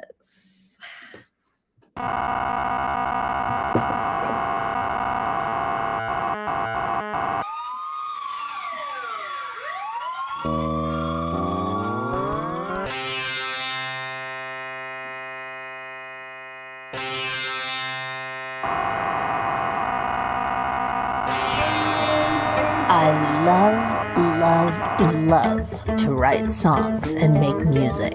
And my magical progeny helped me make... Hey, Nikki. Hey, Nikki, that's not true because you're like a crackhead, right? So just stop. Everybody just stop. Everyone stop being haters here. It's really annoying. I don't like it when people do that. Just be supportive of each other. That's what I want. So I'm going to ban you like forever for the rest of your life if you post negative comments about me or other people here because I'm so done with you. Did you see that, Andy? Did you see what that girl Nikki just wrote about me? Baby. What? Don't engage. That was my point earlier. Don't engage those people. If they even start to go negative, done. And I block people every day. Baby, don't do it. I won't let. I swear to God, has anybody done anything bad towards you while I was there? No, because I'll knock their block off, their motherfucking block off. All right. Sorry for calling you a crackhead. You're probably not a crackhead. You're probably a little less. Don't even. Oh, but if you do, you're right. That's how you do it. Okay. I'm sorry for calling you that. You're probably a nice person inside, but this is not what the Kermitarian church is. I can't stand when people do that. It's just like so horrible because I'm just trying to put on a good show here, showing my friend Sugar's artwork, and people have to ruin it for me. So stop ruining it for me and just be nicer. Just try to be nicer. Oh, she just was. Did you see that? She just said. She just was. Okay, I smoke weed, Elise. I'm sorry I don't go on your show. That's okay. Okay, what? Not vinegar. You attract more flies. Wait, why would you want to attract flies? Okay. I'm really sorry. I see. I didn't want to stoop to that level. I really feel embarrassed about that. But please just don't insult me when I'm trying to have a good show here. And if you do, I'm just going to ignore you for now on. All right. So please enjoy Sugar's beautiful creative work that I just love. And I will never call anybody any mean names again because I am trying to be a better person. Okay. So we're going to talk about that on the wrap up show. Lori, on the wrap up show, can you please insert this, that we're trying to be better people and not stoop to people's level that are insulting to us? Because that's just so hard. And I just don't block like people. I just block people. All right. Okay. All right. Yeah, I'm going to just block people. And when people say stuff like that to me, it's just so annoying. And like, it irks me. And sometimes I have to turn, not your wrap up show, because your wrap up show is awesome, but some wrap up shows I have to turn off because they're just so negative. So, here's another wrap up show host calling me. Kermit and Friends. Hey, Elisa, you said it was your dream that everyone have a wrap-up show. Did you change your mind about that? No, it is. I'm really happy that you're having a wrap-up show, Tall, Dark, and a Handful. I'm just doing like a very short recap. So what are your notes? What are your notes? Watch Lori's show as well. Okay, Thank you. wait, Tall, Dark, what are your notes? I wrote about 3 pages of notes. So can you just read me some? Check it out. You're welcome. If you want to troll me, Tall. Read some of your notes. So people know what to look forward to. Let's see. Elisa's story to women, benefits of dating a drug addicted guy who wears dirty clothes and has an entourage of hangers on. Bill Soto came to talk about a summer party at the beach. Good. It's about 10 minutes if anybody wants to check it out. And then are you going to join? The show was excellent last week. Well, why don't you join Lori's show too? And why don't you simulcast? She'll let me on. She'll let you on. You're a very good Kermitarian. I really appreciate you. You're a good person. You really are. And I appreciate you. And don't care. I don't think you should care if you have 1 view or 5,000 views. It doesn't matter. You're putting good energy into the world, Tall. Do you know that? Do you realize that? Thank you. You really are. So it does not matter the views. It does not matter. Please remember that. It doesn't matter if Lori has a big show and you have a small show. That's just where you're starting right now. Everyone started there. Everyone. Lori started there. I'm sure she didn't have any viewers at first. I certainly started there. I didn't have any viewers at first. So that's where everybody starts. So that's why everybody that has a wrap-up show or anybody that's doing anything creative through Kermit and Friends, I'm going to support them because I love when people get inspired to do things because that's my favorite state of being is being inspired. So the fact that you're doing that inspires me, Tall. And I want you to do it however you have the most fun. Yeah, I'm just going to do that's the it. show, and then if people want to watch the replay, I know Lori's show is a lot more popular, and she puts a lot more effort into the graphics and everything. So that's my plan. Okay. Look for the replay on KAF Discord, and you can tweet Elisa to get on there. Okay. All right, great. So in the Kermit and Friends Discord, my pleasure. Okay, so that was Tall, Dark, and a Handful. Really nice guy, awesome guy, also doing a wrap-up show. And just remember this, everybody starts at the bottom, right? Everybody does. So this guy, Tall, Dark, and a Handful, he was inspired to do a wrap-up show. That is great to me. I don't care how many people watch it. I just care that he was inspired enough watching Kermit and Friends that he wanted to do a wrap-up show. That's awesome. And I hope he joins Lori and all the people, even Nikki. Nikki, I hope you do a wrap-up show. I would promote it. How's that?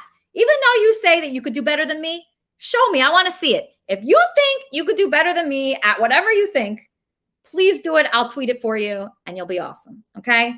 No one's a crackhead here. Everyone's very healthy, including Nikki. She looks like she has a lot of great meals and that she exercises at least once a week or something because, I'm going to be nice to these people no matter what they say to me, no matter how they insult me or no matter how, what they say about my show or they can do better or they can do this or they can do that. You know what? Show me. I'll help you. I'll help you. Nikki, if you need my help, I'm here for you because I'm here for everyone in the Kermitarian Church. Okay? Have a great day and great week. And I'll see you next time on Kermit and Friends.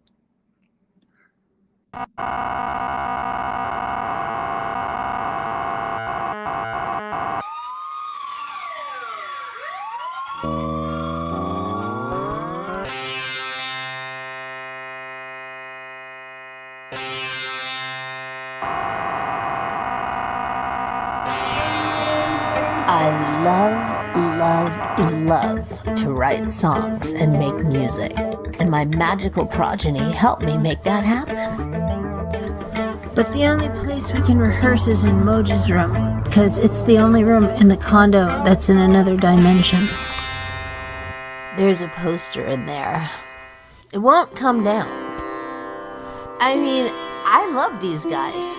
I really do. But they are the biggest goddamn smartasses. And their drummer and our drummer don't get along at all. This is my baby, Lizzie, the lizard princess. Isn't she adorable? I know, like Wingo. Then leave him alone. All I said was, you'll never be a great drummer like me when all you do all day is watch the Flintstones and pee in your pants. She's 3 years old. You're a yabba-dabba douchebag. Baby, we don't say douchebag. Mommy say douchebag. It's true. You do say douchebag. Hey, you called me a douchebag just this morning. That's because you are a douchebag. I'm the best drummer in the world, you know. Best drummer in the world. I should say he's not even the best drummer in the Beatles.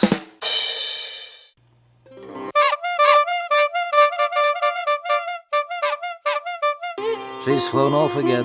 The child's out of control. Free as a bird. God damn it, Lizzie! You fly back down here right now. You should speak to her dad. Oh, fuck you, John. You know I have no idea who that is. We call it the inaccurate conception. Yeah. Yeah! No, we don't call it that. Oh, you should then. Actually, it's quite accurate. Play us a song then.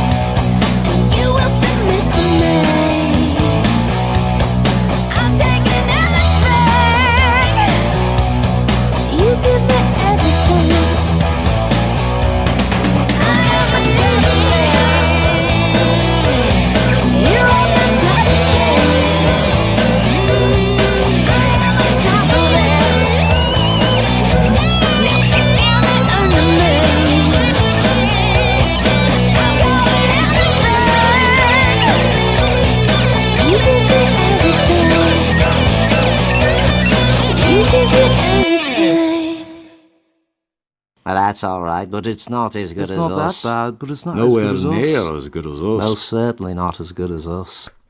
Well, of course it's not as good as you. You're the fucking Beatles. It's never gonna be as good as you. Fuck the Beatles. Sweetie, we don't say fuck the Beatles.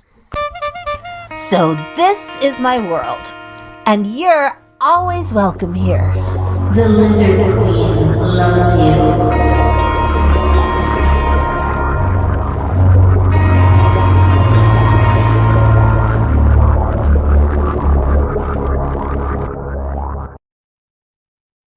Mind yourself, wingspan, go veggie.